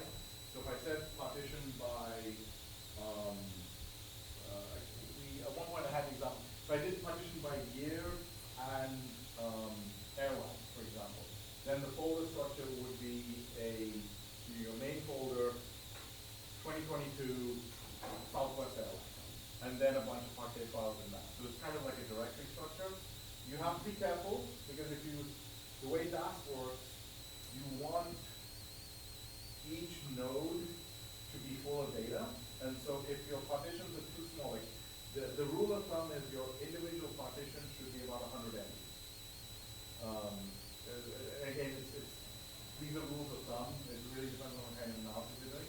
So if you partition it to a place where your data sets are all a couple of kilobytes, you're going to have problems, because if you think about how reads happen, anytime you read a file, there's work to open it, then it streams data at high speed, and then there's work to close it.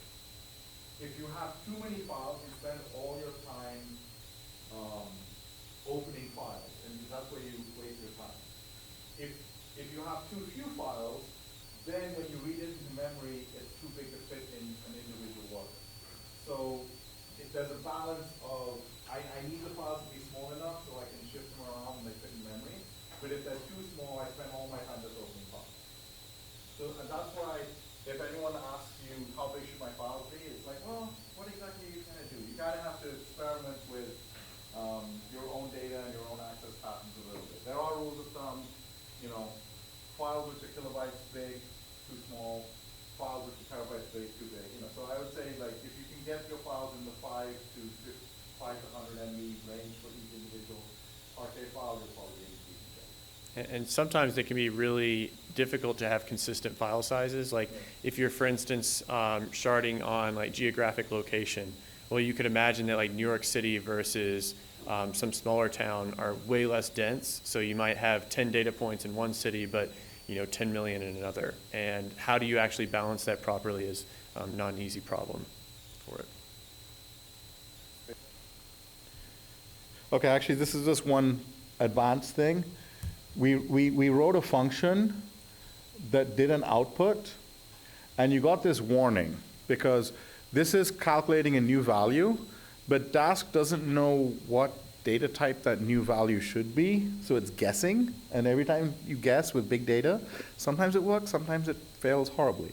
So there's a meta keyword which you can use to basically say, the answer is going to be this type. And so here we're applying a function to the delay column, and we're saying that new value is going to be a float 64. And that kind of makes it, gets rid of the error, and now Dask knows what data type the output's going to be. And so Dask is reasonably good about giving you warning and error messages that are, if you read them, you kind of can work, and then go look at the docs. You can usually work out what they are. Or the community is very friendly. Just go ask on the discourse site. Okay, so now we're going to go to big data visualization. And again, we're just going to reconnect to our Dask same cluster. Actually, you know what? Let's go back and let's turn off some of our old ones, just so we're not using too much memory up. So here I'm just going to this tab and I'm shutting down my old notebooks.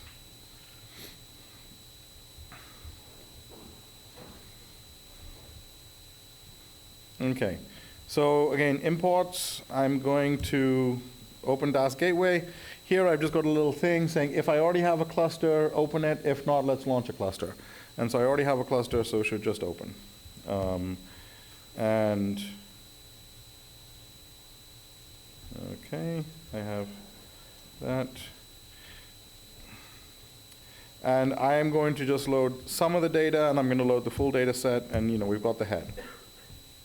So again, nothing so far. Earlier, if you remember, we used hvplot as a replacement for pandas, and we did an import.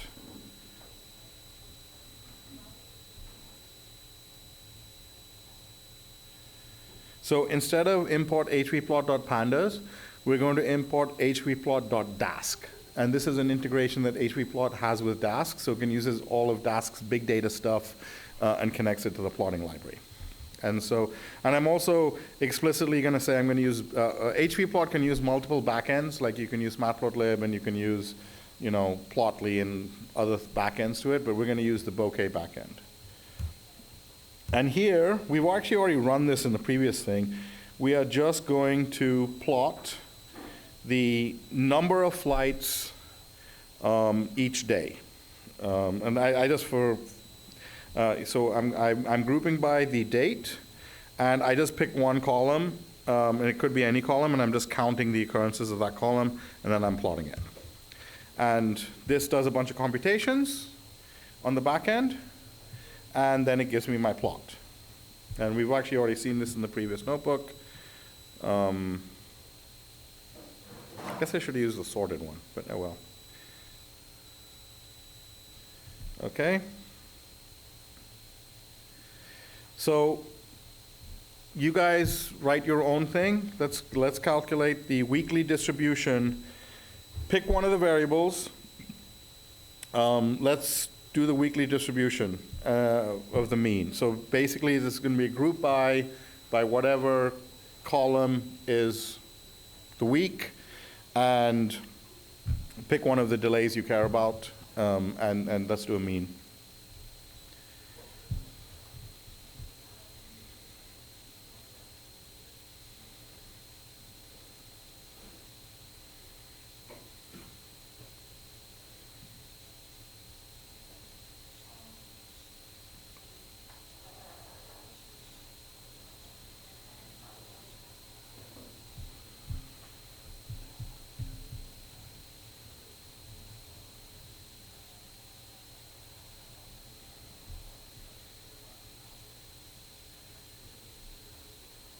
Okay, I'm going to move on, and basically all I'm doing is group by day of week. I'm going to look at the arrival delay. I'm going to do a mean, and for kicks, I'm going to do a scatter plot with X as day of week and Y as arrival delay. And so if we look at that, bunch of computations.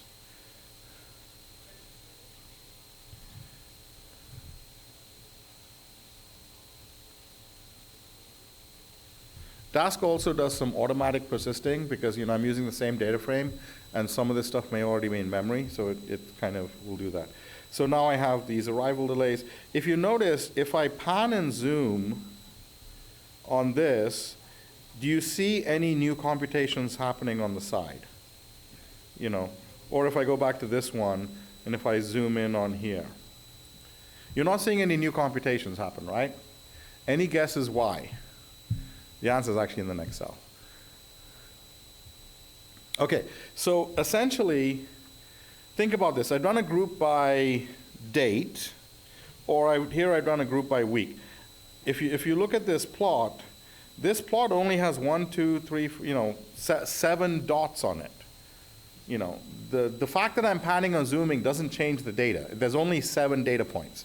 In this one, there's however many days there are in 20 years, 365 into 20. So 365 into 20 is not that much data. So this is a reduced data set. A reduced data set will always fit in a plot. All the computation was taking our 20-year data set and making it into those 7 days, those 7 dots.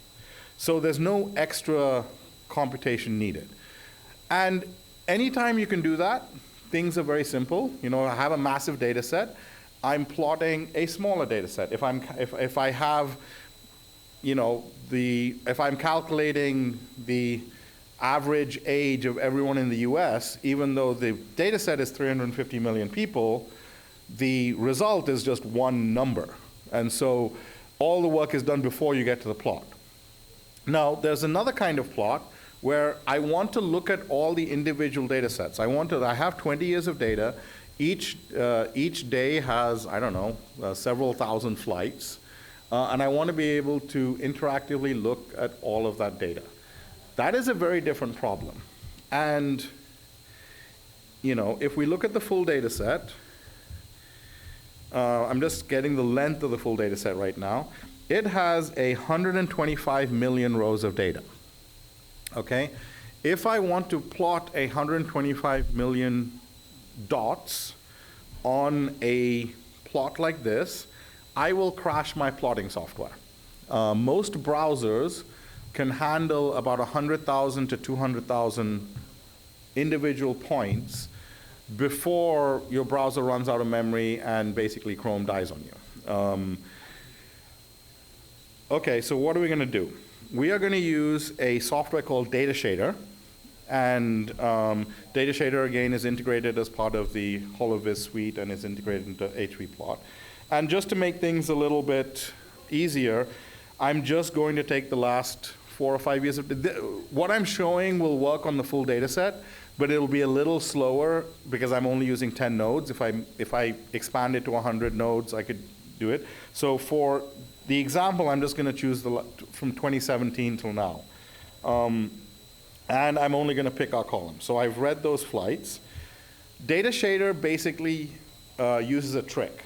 What it does is, however big your data set is, what you can see on your screen is only, 600 by 800 pixels? And so each pixel on your plot represents 10 or 20,000 points. And what Datashader does is, as you zoom and pan, it transparently calculates what that final pixel should look like and just sends that one pixel over. So for every point on your plot, it only sends enough pixels for what you see. And as you zoom or pan, it recalculates on the back end what the new set of pixels you need to be able to see for that zoom level is, and then sends those over. And if you actually want to go read more about it, actually Jim Bednar is doing another tutorial right now. He's the author of Datashader, and there's a lot of stuff here about how to do this accurately and represent data correctly at different scales. And so they've got some good examples of doing 3 billion data points on a map and stuff like that. So with that, okay, this 5-year data set has about 30 million rows. So 30 million rows is still much larger than you can do on any normal plot.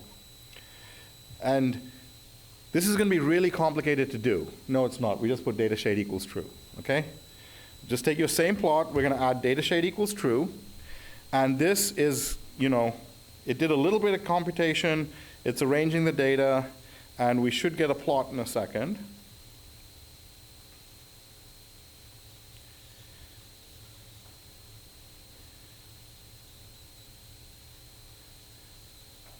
And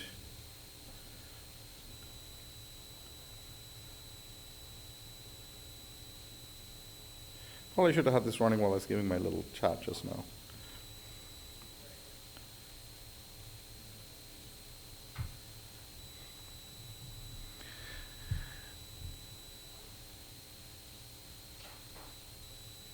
So while that is computing, any questions?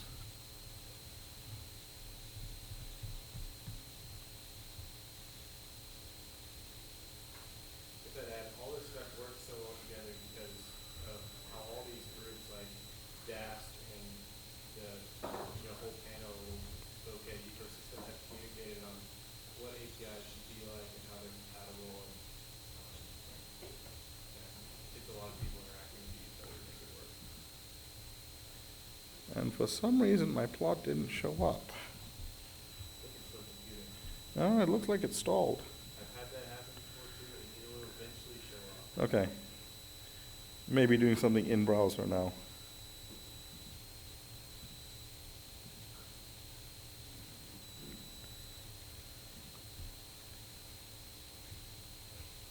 Let me run that one as well.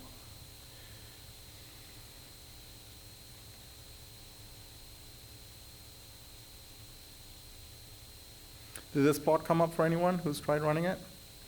Okay. So for those of you who it came up, and I'm not sure why it didn't come up for me, as you zoom and pan, you should see new computations happening because it's recalculating for whatever scale you're in. Okay, so here I have this plot. Okay, it did come up eventually, you're right. I'm not sure why the first one didn't, but basically here, this shows you a rasterized plot of a scatter plot of the arrival delay and distance. And if you look, basically the shorter the distance, the more the delay. And if you think about that, that makes sense because on a longer flight, you have more time to catch up and reduce the arrival delay. But if I zoom in here, let me zoom in to here. Yeah, see now, it gave me a rasterized version. It's recomputing, and in a couple of seconds, you'll see a finer resolution data. See now you can see more points, and each time I zoom in, you should see me going to a finer and finer scale. Again, it's recomputing, and so now you can interactively explore 20 years of data. Like 130 million rows of data, you can interactively look at the entire data set, and you can go into a single day or a single hour and look at the data. And that is really powerful, and that's when because usually if you think about most people dealing with very large data sets, the only way they can look at the data set is by summarizing, and every time you summarize, you lose something. Because you lose the spikes, or you do some kind of average or mean. And so this is what I feel is one of the most powerful aspects when you combine visualization with something like Dask, is being able to interactively explore massive data sets and being able to drill down. So anyway, that's why I like these tools. I'm not sure why this one didn't show up, but that one's nice because you can kind of see the whole data set and zoom into one particular day. But anyway, I'm not sure why it didn't show up. But you know what? I will skip that. Let me kill this. Actually.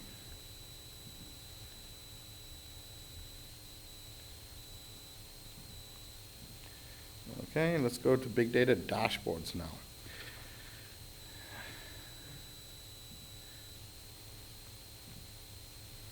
Okay, so going to the next notebook, number 7, big data dashboards. Again, we're just going to connect to our Dask cluster.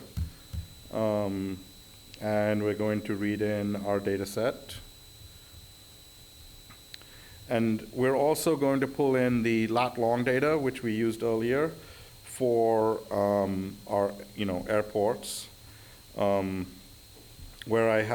I'm reading it in the CSV file, which has the airport name, latitude, longitude, just so I can make the stuff look nicer.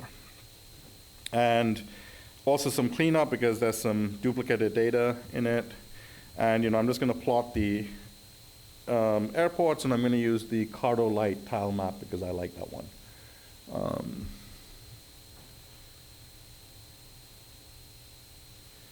What is this waiting on?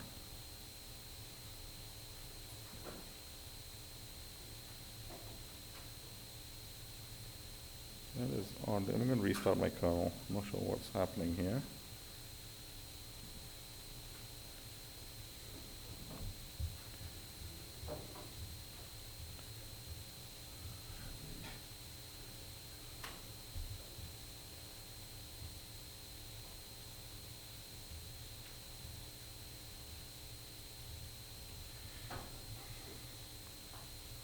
Okay, there you go. So now we see these are all the airports in the world, and we're going to introduce a new library called Panel. And if you've heard of Streamlit or Grad.io or Plotly Dash, Panel is in a similar vein. It is a library for building interactive dashboards with widgets or multi-page applications or what I call data applications. And the reason I like to use Panel versus some of the others is Panel is part of the same suite of tools from HoloViz, like HVPlot, and again, all of these work really nicely with the big data tools. So I can put HVPlot in here and still have all my big data stuff. So Panel, and again, let me show you their website. This is the Panel website, and it has lots of fun features. You can look at the gallery and look at things it can do. But it essentially has 3 methods for building interactive dashboards. One is .interactive, and .interactive is the easiest and simplest, and is great for just quickly exploring stuff. But it also makes a lot of assumptions for you. .bind is another API that lets you have widgets, like a drop-down or something, and data, and say, I want to bind this widget with this data, so when I change this widget, this data changes this way. So that's another thing. And then once you get really good at stuff, you can write a full class-based approach. Like if you're actually writing production code that you might want to deploy, you can put everything in classes, and they've got a bunch of special stuff. But for the simplest one, we're going to just use the .interactive approach. And first, I'm going to write a pandas pipeline. This is pure pandas, no Dask, no HVPlot, or anything. And pandas has an API that, so there's 2 ways to write pandas. One is kind of an imperative approach where you say df equals read CS, pd.read CSV, and then you say df1 equals df.mean, df2, so that's one way where you kind of start building up computations individually. The second approach is this pipeline approach, where you just put methods at the end. So here what I'm doing, I'm taking flights, which is my original data set, and I'm saying filter it by flights greater than 2020 and less than 2021, and I want to group by day of week and arrival delay, and I'm going to aggregate it by mean, and I'm going to rename the columns as how I aggregated arrival day minus mean. If you run this, if you look at what pipeline actually doesn't look like anything because it's a Dask array. So if I look at head, this should now compute it. And this is what my data set column looks like. So far, so good. This just does a little computation to calculate the arrival mean. Now I want to move from a static pipeline, this is just one pipeline, to something interactive where I can choose stuff. And so if you look at this pipeline, what are the things which you might want to change? You might want to change the dates. You might want to change, what you're grouping by, maybe which parameter you're looking at, maybe how you're aggregating, mean, max, min. So those are some ideas. I want to make these selectable in some fashion. So if you look here, if you go to panel documentation, there are a bunch of different widgets that panel defines. And let's see, I might want to do something like, let's see, which one am I looking for? Not file select. Yeah, I might want to do this select. For example, I might want to use this select widget. And this select widget will give me a little selection drop down or something like that. So you can choose one of these widgets. And here, I'm going to pick the date range slider widget for the date range widget. And so if you look here, I am basically importing date time. I'm using panel.widgets date range slider, and I'm giving it a name, and I'm giving it a default start date and a default end date.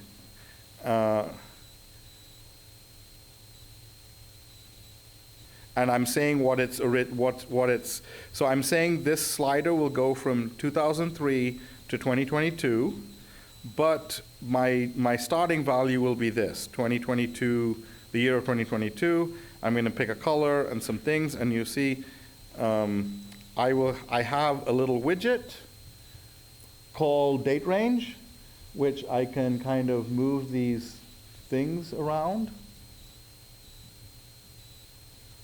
Okay? And as I move those, the value of that is in this value object. So you see, I have a widget that I can play around with, but then in any other cell, I can see the current value of that widget. Similarly, for group by, I'm going to choose this radio button group, and I have now this widget which says year, month, day of month, op carrier, and as I change these, my value changes. We see, so we have these widgets that as we interact with the widgets, the Python value of those widgets is changing. Okay, so we've got this. We said we're going to pick 4 things: date range, group by, field, and method. So I've done date range and group by. Take a couple of minutes and go to the documentation page and pick any widget you like for field and method. Field is the data field we want, and method is the statistic, mean, min, max. And let's see if you can write the code for just displaying that widget. I'll give you a couple of minutes for that. You should be able to go to the documentation, look at the widget you want, and kind of copy it and customize the values with the values you want from our data set.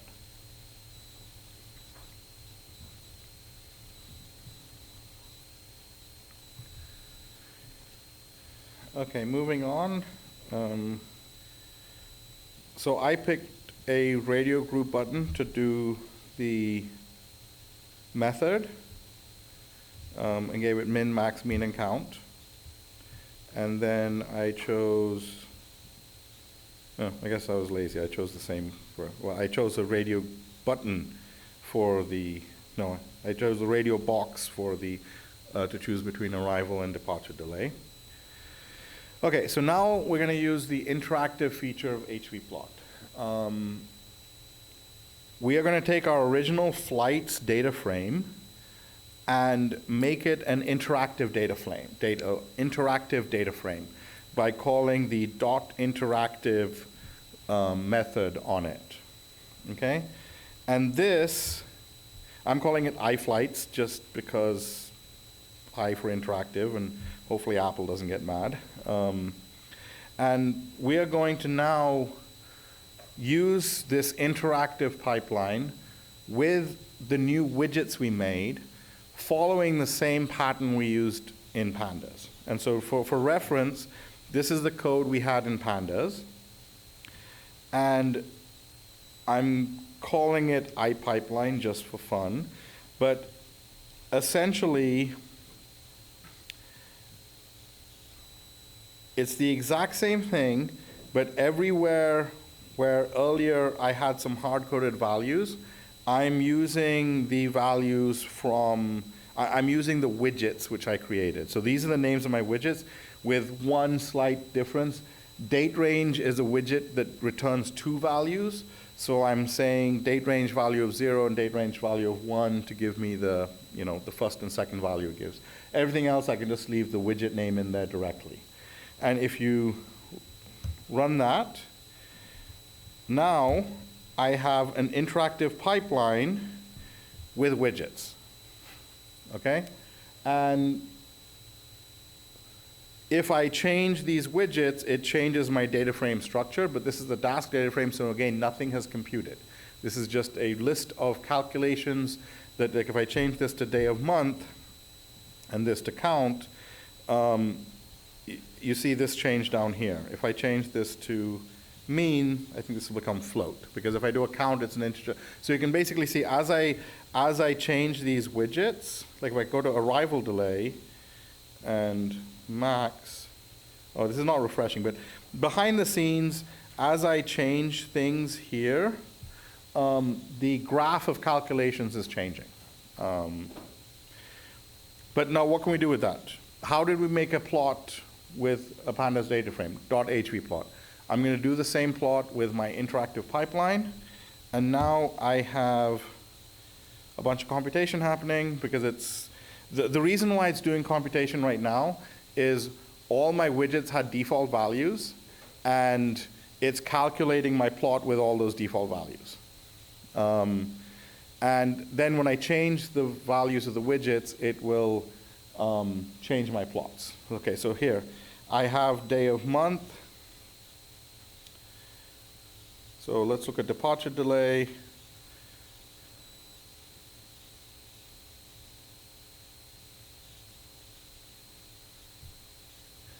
And it calculates. So again, this is very simple to do, but you see it did have one drawback. Like, without me choosing anything, it ran computations because it took the default values and ran a computation with that. If you use the more sophisticated methods like bind or writing a class, you can control the behavior of these widgets a lot more. But this gives you an interactive plot with widgets on 20 years of data with a few lines of code. So that's the power of this.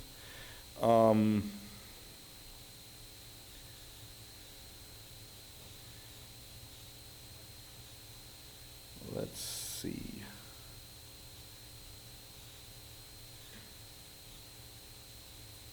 I'm going to just run through this example because we're a little bit behind on time. Not too bad. But here, this example, I'm going to do the same thing, but I'm going to join the airports field. And then I'm going to do a map plot, which basically colors the, it takes the value, the statistic we've calculated, this field method calculation, and assigns that to the color of the airport. So if we do look at this, now, okay.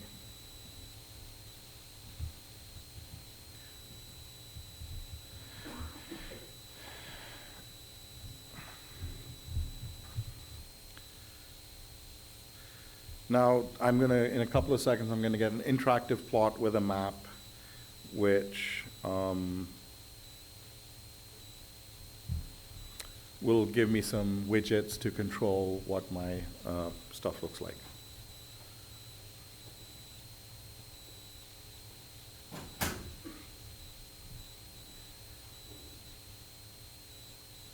Any questions while that's calculating? Oh, yes.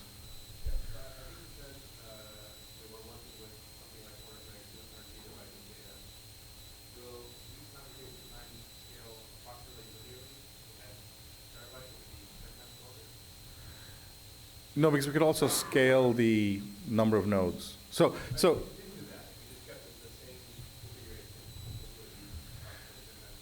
no, I mean, that's a really hard question. Yeah. It's always the it depends. Well, so it really depends. What are your node sizes? Where's your data? How big is your data? Nothing ever scales linearly because it's not an embarrassingly parallel problem. Essentially, to do any kind of plot or any of these group bys, you are dependent on the entire data set. So usually nothing will scale linearly. But again, 10 terabytes of data. How much data do you actually need to touch? Because if you're filtering by year, or if you're filtering by airline, or if you're there are ways to get the data set more manageable. To give you some context, I've used these tools with 25 terabytes of data before on an HPC system, using about 500 cores. I think it was like 15 nodes.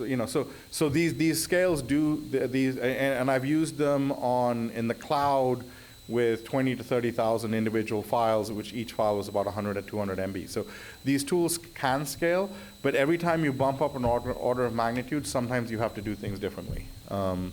Like we worked with, I forget what the name, they built a new telescope in South America that deployed, it used to be called the LSST, but then they renamed it, what was it called?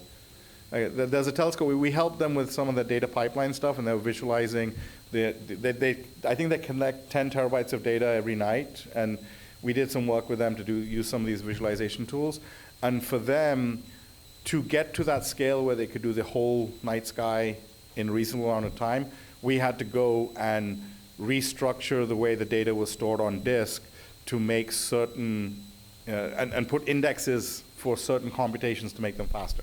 So it's not a turn on the machine, add more nodes, you'll immediately get performance. As you change order of magnitudes, often you have to also do something. But simple computations like this, I think you could just basically say, hey, add more nodes, add more data, it'll just work. More complex stuff, and it gets down to how much interactivity you need. Because to really have an interactive plot, you need a certain response time, or people just will get annoyed. And so there's a difference between I'm okay pressing a button and letting it chug for 2 minutes versus I'm scrolling, I need it to update within a couple of seconds. And so it depends on where you're trying to go. There's also another distributed computing concept of sometimes you'll just throw nodes at the problem. So is it easier to double the number of compute nodes that you use, or is it easier to speed up your computation per node? And just trying to compare. There's eventually a limit where you can't double your nodes anymore. Yeah. And it also depends, like cloud, network speed is horrible. Anytime you're doing network, it's horrible. When I work on HPC, when I was doing computational fluids and stuff, usually on HPC you have a high-speed network interconnect like MirrorNet or InfiniBand, and so there you have much higher speed network connections than you do in the cloud. So yeah. One last thing in this notebook, Panel has it has a couple of layout techniques. Like earlier, like all these widgets here, you see the widgets, they just put the widgets linearly. It put the arrival, whatever at the top, it put the method below, and I guess I didn't include the date range in this one. But you can also tell Panel how to arrange things. And it has a very simple, there's a templating mechanism which gives you a menu bar, which I won't go into right now, but at the very simplest thing, Panel gives you a row and column architecture. So here basically I'm saying, I want a column, and in that column I'm going to put my date range first, and then I'm going to have a row, and in my row I'm going to put the field, and another column with group by and method, and then below that in the column I'm going to put a plot for the data and a plot for the map. And then if I run this, you'll basically see, I'll just take all the widgets I put earlier and I kind of rearrange them the way I wanted them. And so this gives you a way to build fairly sophisticated front-end applications without needing to know any JavaScript or have a front-end developer in mind. You can always make the JavaScript front-end look more beautiful than this, but it's just so easy to make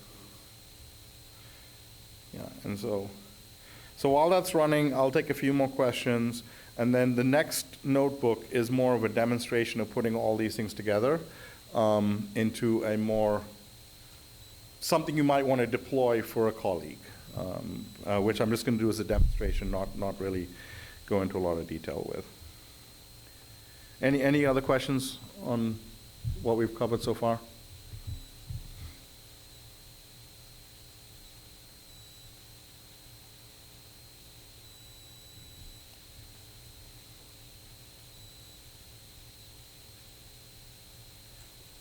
Okay, I'll come back to this in a minute and hopefully we'll finish running by then. Okay, so here we're going to package everything up into an application using a feature in Panel called pipelines. And this is actually one of my favorite features in Panel because it lets you build. Does anyone remember the setup wizards when you install something and you do something, you click next, you do something, you click next? This lets you do that with applications. So So I'm just going to, again, import panel at the top and import my Dask gateway and HV plot and all that kind of stuff.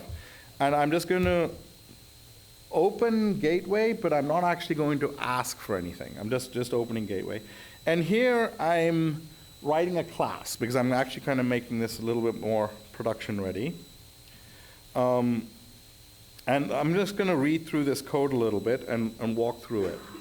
So if you look, I'm defining a bunch of widgets. So I've got a widget called workers, which is an int range slider, which essentially means it's a slider that does an integer range. And I'm basically saying I want at least 1 and I want a maximum of 10.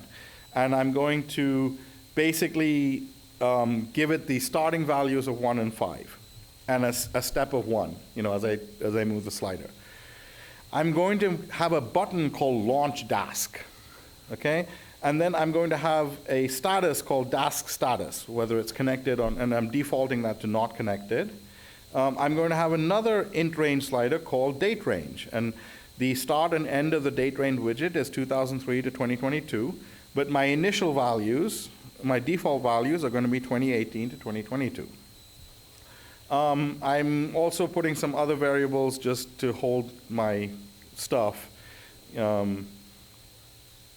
Surprised that calculation's still going, but anyway. And then there's some boilerplate, which I'm not going to go into. But if you basically look here, I've written a function called Dask Launcher. And Dask Launcher basically lists my available clusters. And if there's already a cluster, I'm just going to say found existing cluster and connect to my existing. Oh, this is finished. Let me go back here. Yes, so now I have a plot which is arranged the way I told you. I said I was going to put these two in a column, I was going to put these in a row, and then I was going to put these in a column. So that, and this is over here. So anyway, so I'm going to close this cluster. So coming back here, I have a Dask launcher, and I have an if condition. If there's an existing cluster, connect to it. If it doesn't exist, let's launch a new cluster and adapt the cluster based on the worker values I've given it. Then I've given it a cluster name, and I've some status messages and a link saying the cluster's ready and stuff like that. And I've called this whole thing, and then if I make a class like this with this thing, then this function called panel is what the output of this class is. It's like so this is my stage 1 of my pipeline. I've called it stage 1, and I'm going to run that. And if you look, if I just type stage1.panel,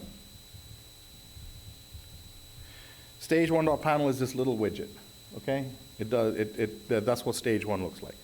Now I have a similar stage 2. My stage 2, I'm calling it dashboard. And with stage 2, I have defined the plots I want. I've got a plot with group by, similar to what we did earlier, and then I'm using rows and columns to kind of define stage 2. Okay? And then similarly, I have a stage 3 to stop my cluster. And I'm not going to go into the code for that. You can look at it later. And then I'm going to make a pipeline object. And one of the things I've done in these stages is from each stage, I'm passing in the output from the previous stage. So, I've made some selections in stage 1. Those selections go to stage 2. Made some selections in stage 2. Those go to stage 3. You can build up some complicated graphs like this. You can even do like diamond shapes and like choose this, go this way, go this way. But essentially, I'm going to make a pipeline, and I'm going to add these stages. And then I'm going to do a thing like, so any panel object, like any graph you make in panel, you can put dot servable on it. Like here I put a dot servable.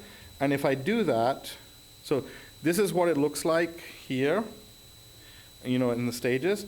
But if I run something with dot servable, you can also from the command line say panel serve and this file name, and it will have an independent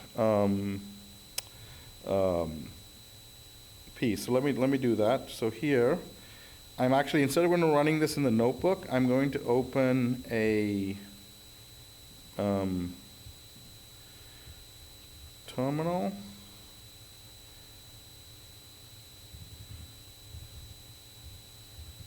Let me see, Conda.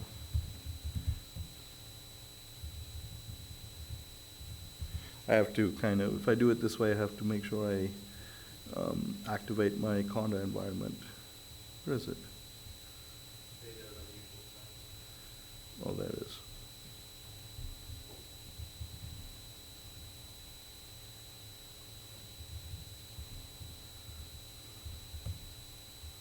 And then, by the way, I'm not sure why we're getting this warning message. It happened earlier too.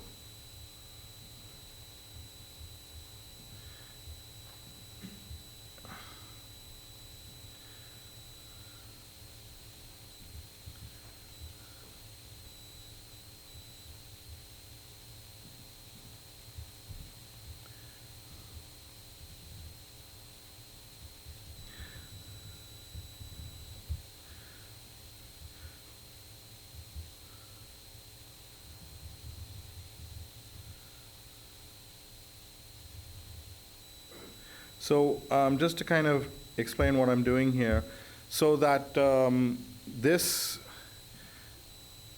so here I've run the pipeline, and if you want, I could run it from here, and it would work, but I kind of want to show you what it would look like if I ran it as a standalone app. And so here, I'm doing panel serve, the name of my file, and then I have to write this allow WebSocket because this is running on the cloud. But what this is going to do is look at my notebook, and whatever function has .servable on it, make that a web service. And so if I run this,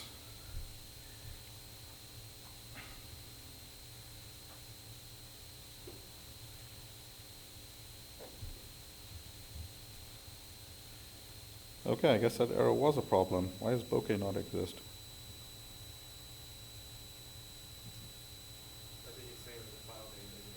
Oh, the file name? Maybe it's called something slightly different.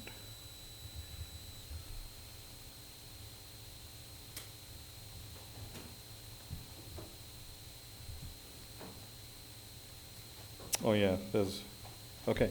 So now, I need to go to this URL.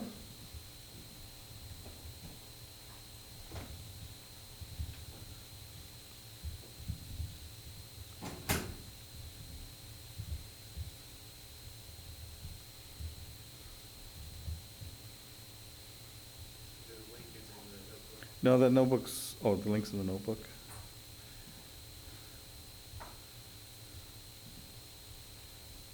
I need to, actually got a couple of changes.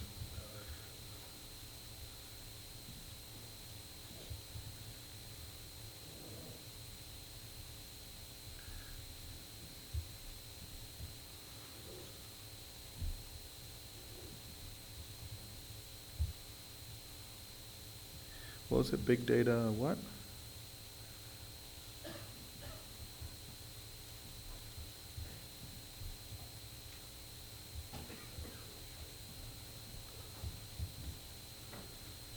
Okay, I need to copy this link correctly. Let's see. This file is called, oh, Big Data Application Pipeline. That's the change in name.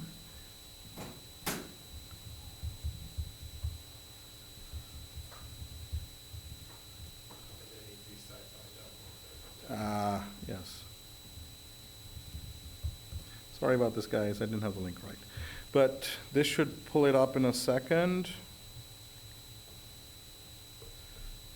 Okay, so this is that same application we saw earlier running as a web server. You know, if we made it nicer, we could have put a template and put like our logo and stuff like that. But here I can select the number of workers and, you know, date range. I'm going to click Launch Dask. It's calling Dask Gateway. It's launching a cluster. And when it's ready, I should be able to hit the next button in a second. So it's, see, now it says waiting for one worker. And now I have cluster ready, so I'm going to hit next. and it should pull up my plots, the same plots we did earlier, and we can have something we can interact with. And then when I hit next again, I can stop my cluster. So this now takes you from playing around in something in a Jupyter Notebook to actually giving a app that other people, that you can share with someone in your organization, and they can interactively use a big, massive data set. So yeah, here's our app. You know, let's do day of month. You know, you can see it's using Dask. It's going to do the compute, and then you get the new plot. Go ahead. Yeah. Yeah, this is provided by Panel.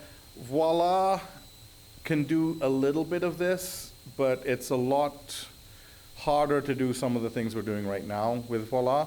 Again, the HoloViz ecosystem is a group of connected tools that all work really well together.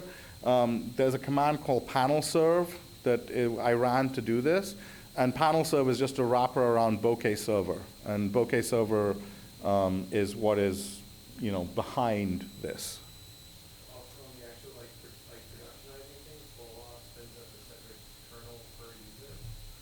And Voila depends on Jupyter kernels. And so using Voila in production is very hard.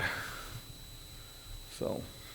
It's amazing if you're using the small people. And the other thing with, well, again, Voila does a lot of things really well. One of the other things is Voila runs your whole notebook, and you have to kind of contort backwards to hide your cells. And it also tries to protect people by not allowing certain things. And so it's good for quick prototyping, but for more complex stuff, Panel's a better choice. And then, you know, so I got a next, and here I've got a stop Dask cluster. You know, and again, this is a very simple app. You could actually make this better and have it auto stop after some, you know. So there's a lot of stuff you could do, but this is just a demonstration of, we went from playing around with data sets and visualization, and now we have a deployed app that we could share across our organization. Questions?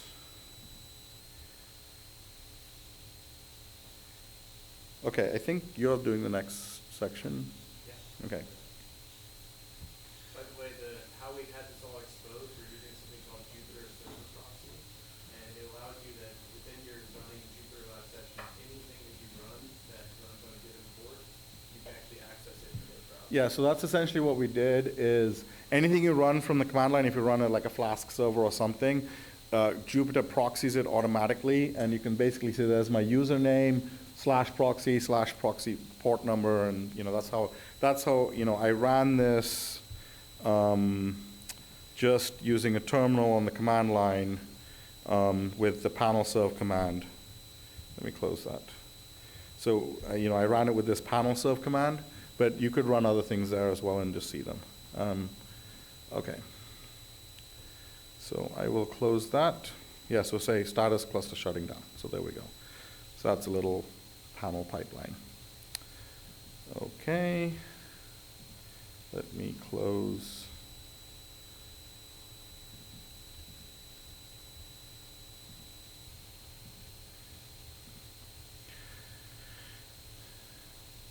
Okay, in this last section, we're going to talk about some features which are, to give you some context, we're running all this on Navari, and Navari is a opinionated open source Jupyter Hub distribution that our company builds.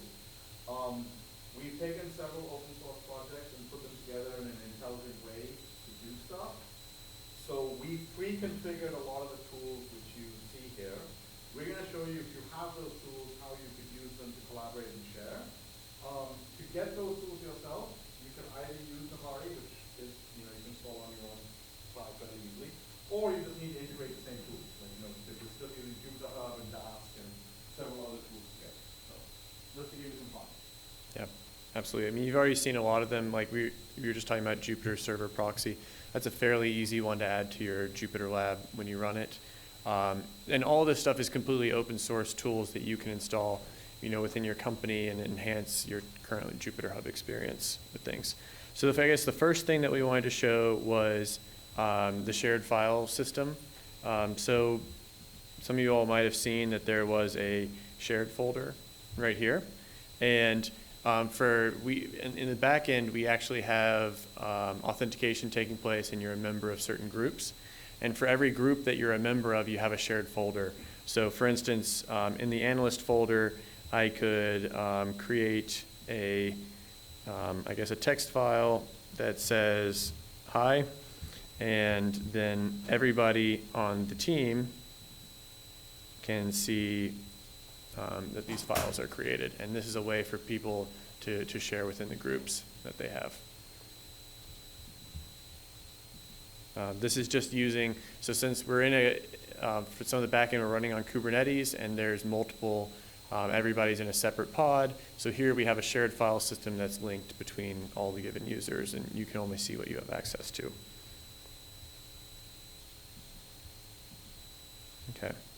Then the next feature I think is the one that's worth highlighting a lot and talking about in detail.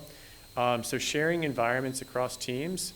I guess it depends what your background is on things. So if you are typically working in a research environment, you're probably used to, hey, I need this package, I'm going to install it, I'm going to start using it.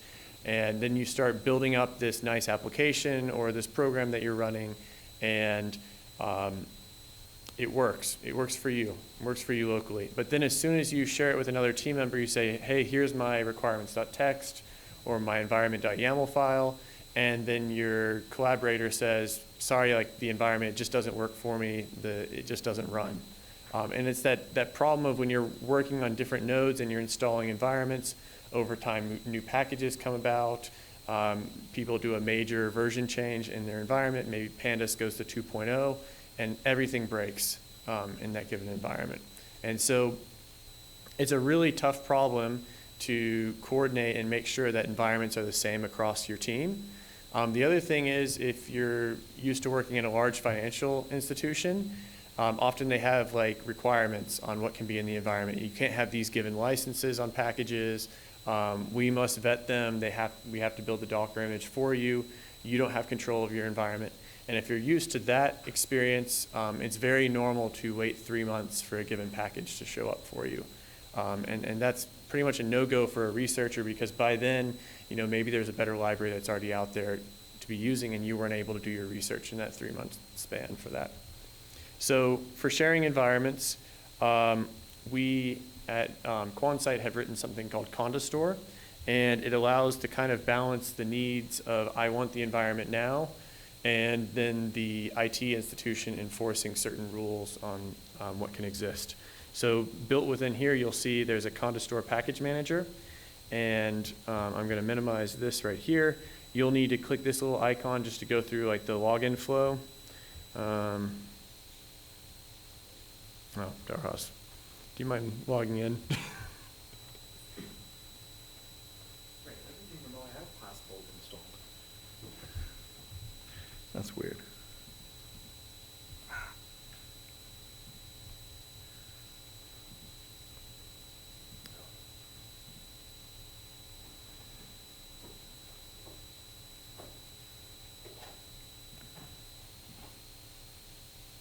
Cool. Okay, I'm going to get rid of these Dask windows here. But this is a Jupyter Lab extension that we've built for managing Conda environments within, and it works with Condastore. And while we have this running with Nibari, it itself is an open source tool, Condastore, and you can run it within your organization on an HPC cluster, in the cloud. There's just many places that it can run. And it works on scalably building environments and also versioning environments for you as well. So I'll just give an example. In this global environment, we can look at the data of unusual size. We can see all of the packages that were requested for the tutorial. Additionally, we can see all the packages that were installed. Even though we asked for 15 packages, there's a whole bunch of dependencies, so we get, say, 200 packages that are installed with that as well. Actually, let me show them one other thing. Like, for example, yesterday, so we did this tutorial at PyCon, and so a lot of these packages are the list of packages from PyCon. And so yesterday I actually tried to make a new environment called SciPy 2020 latest pins, and I tried to increase, see if I could run things on Python 3.11 with the latest version of Pandas 2, and it failed, so we stayed with the values we have here, because we have the ability to, It's probably the most interesting one to see. oh yeah, this was interesting. There's a tutorial going on this afternoon, and we were helping the tutorial owner build environments that worked. And if you look, this is how many versions of the environment we built over the last 2 days to try and get her a working version. But one of the things we've done with this is we have versions for the environment. So right now, if I updated a package, didn't like it, I can roll back to previous environments. And this was really useful. Yesterday we were debugging. She'd be like, it worked 4 days ago, but as soon as I added a new package, the environment broke, and you could actually hop Yeah. between versions. So of if the you environment. want, you can click the plus button under your name, and you can try creating an environment, add some packages, and it'll work. And then those environments will be available in Jupyter, also available in Dask. And so this gets back to, if you are trying to deal with any kind of analysis, especially big data, you're going to have to manage environments, and you're going to have to be able to deploy those environments on on the nodes where you're running stuff. So Yeah, very quickly you learn that pip installing and conda installing packages works really well locally, but not. yeah, so one of the big differences, one of the big habit changes is a lot of people, when they're working on their personal machines, will just say, oh, I need this package pip install, I need this package conda install. When you start thinking about sharing environments and we start thinking about working in the cloud, you usually need to go the other way. I have a specification for my environment, and I create my environment from that specification. If I need a new package, change the specification, create a new environment. Don't ever update an existing environment. That's just asking for trouble. And with CondaStore, which, it's an open source project, what we're trying to do is there's quite a few best practices around environment creation, which are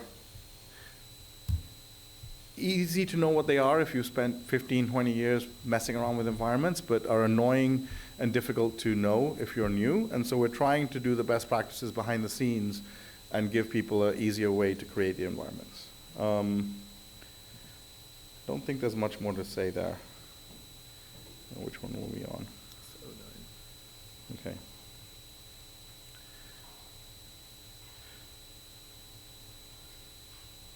Yeah, one thing we, I guess, didn't show here is when you create your new environment, you will see, if you created it within your username, it will be available to you pretty soon as a Jupyter kernel that you can connect to.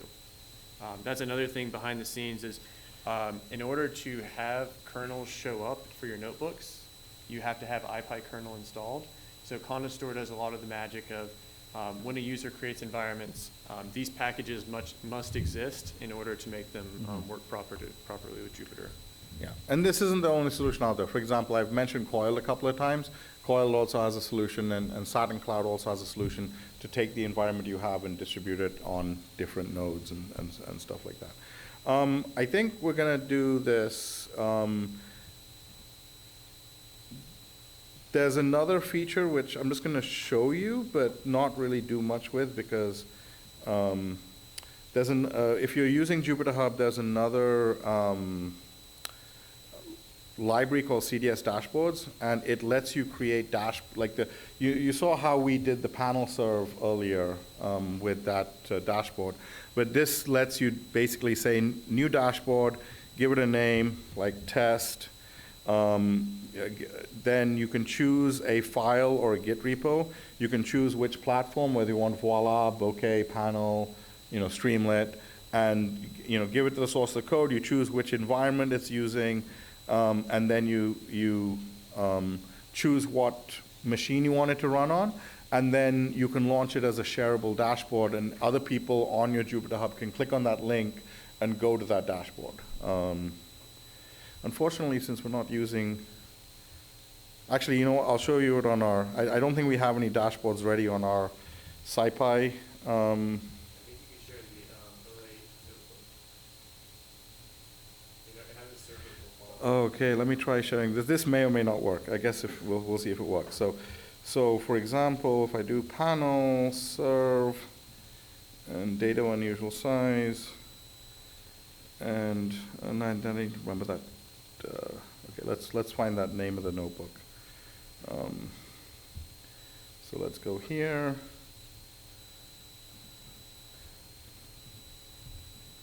Let's see, where is the link? Copy path. Copy path. I'm going to put the path here. I'm going to call this big data and save. I'm going to say run it on a medium instance. And this should start this up. I'm hoping this works. I didn't test it beforehand. Unfortunately, this extension doesn't give you error messages when it fails, and it doesn't give you logs. So sometimes when it fails, it's a little tricky to use. But we're trying to build a new version of this that's a little easier. It just works, that link you see up there, anybody here can look at. So this seems like a nice way to share across teams.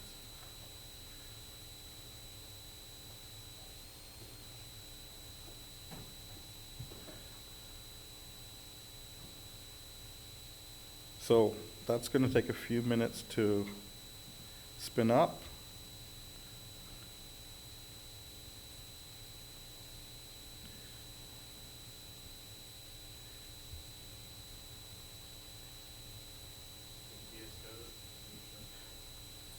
Oh yeah, this is just other things you can do in the cloud. Like for example, we mainly be using Jupyter, but you can also deploy VS Code and use the VS Code interface with all of this stuff.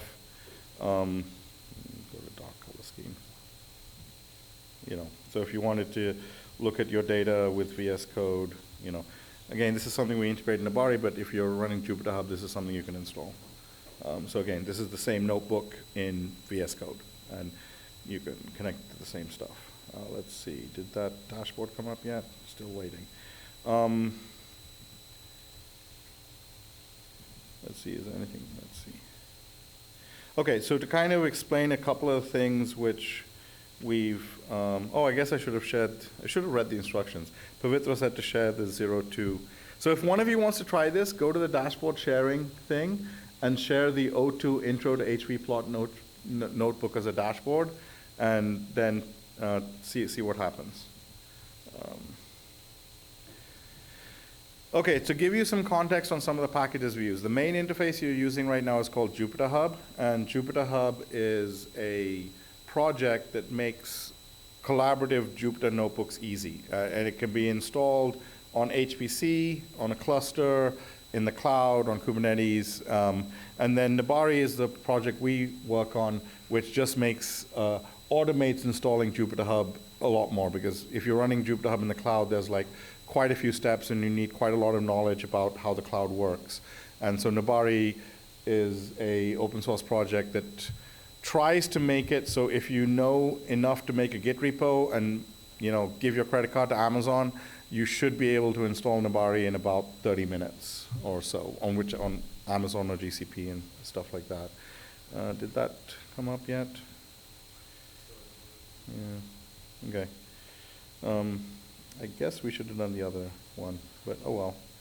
We'll see if it comes up eventually.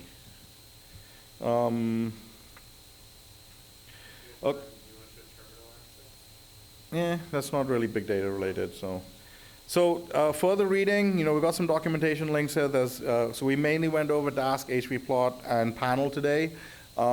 There's a lot of really good material. There's actually 4-hour tutorials on each of these at this conference this week. I don't know if any of them are this afternoon. I think they were all yesterday and this morning. So you can find the recordings of those.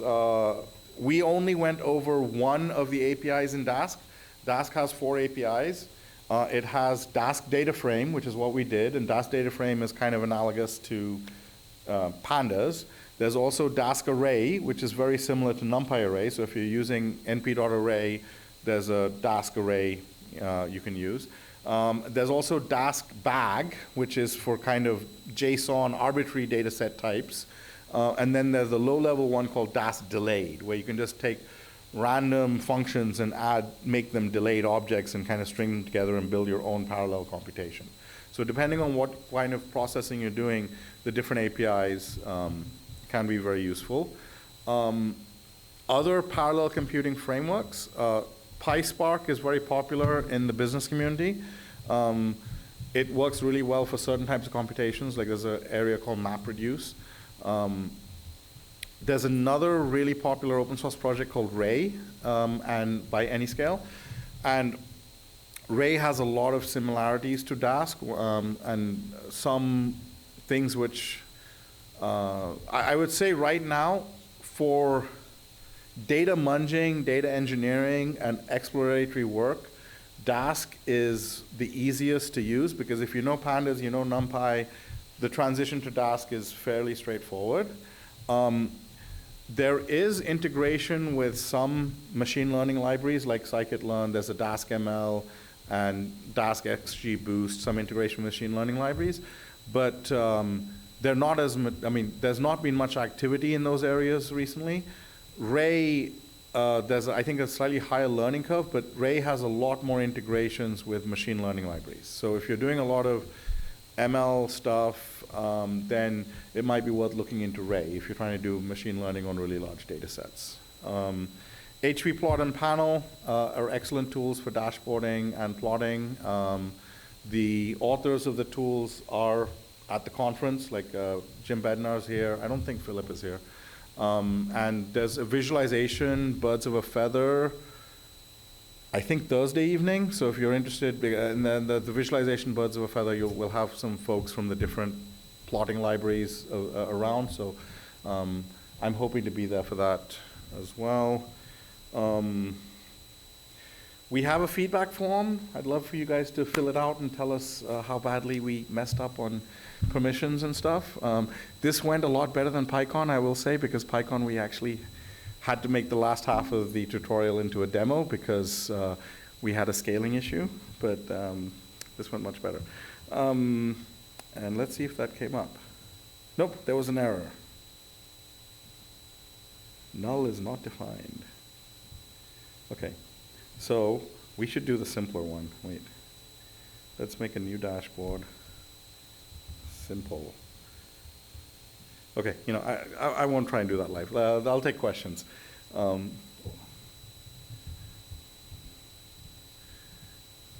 Questions, or does anyone want to try to do something, or you know, suggest something we do with the data?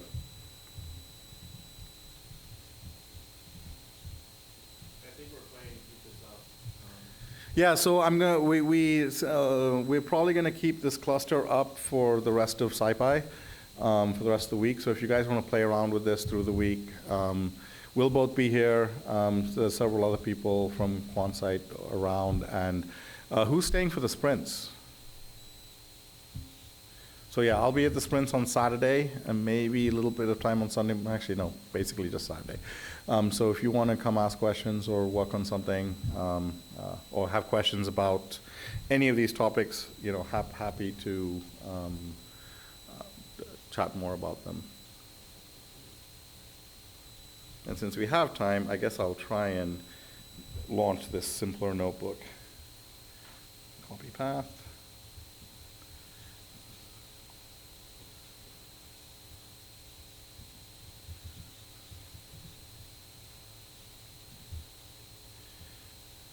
Let's do that.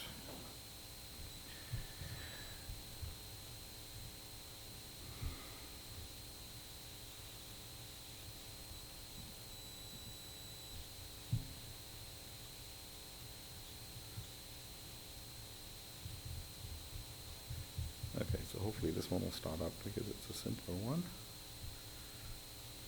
I also saw it looks like several other people have launched dashboards, and you should be able to Okay, let's actually look at that. see it. Okay, so let's see dashboards. Okay, so, oh, you get this one running? Let's see. Okay, so it's asking me to authorize.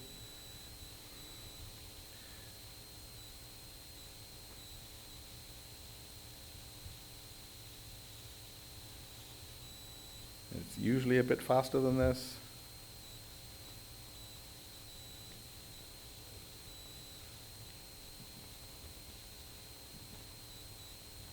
Oh, and if you guys are, if you have cloud access and you want to try and install Nabari yourself, you can go here, and there should be documentation. Essentially, we have actually, I think, yeah, we have a guided init that asks you a bunch of questions and asks for your credentials, and then should deploy everything for you. And the same platform you use today, you should be able to deploy in about between 30 minutes to an hour. Basically, there's about 5 minutes of answering questions, then you hit go, and then it takes about 30 minutes to kind of run a bunch of stuff on the cloud.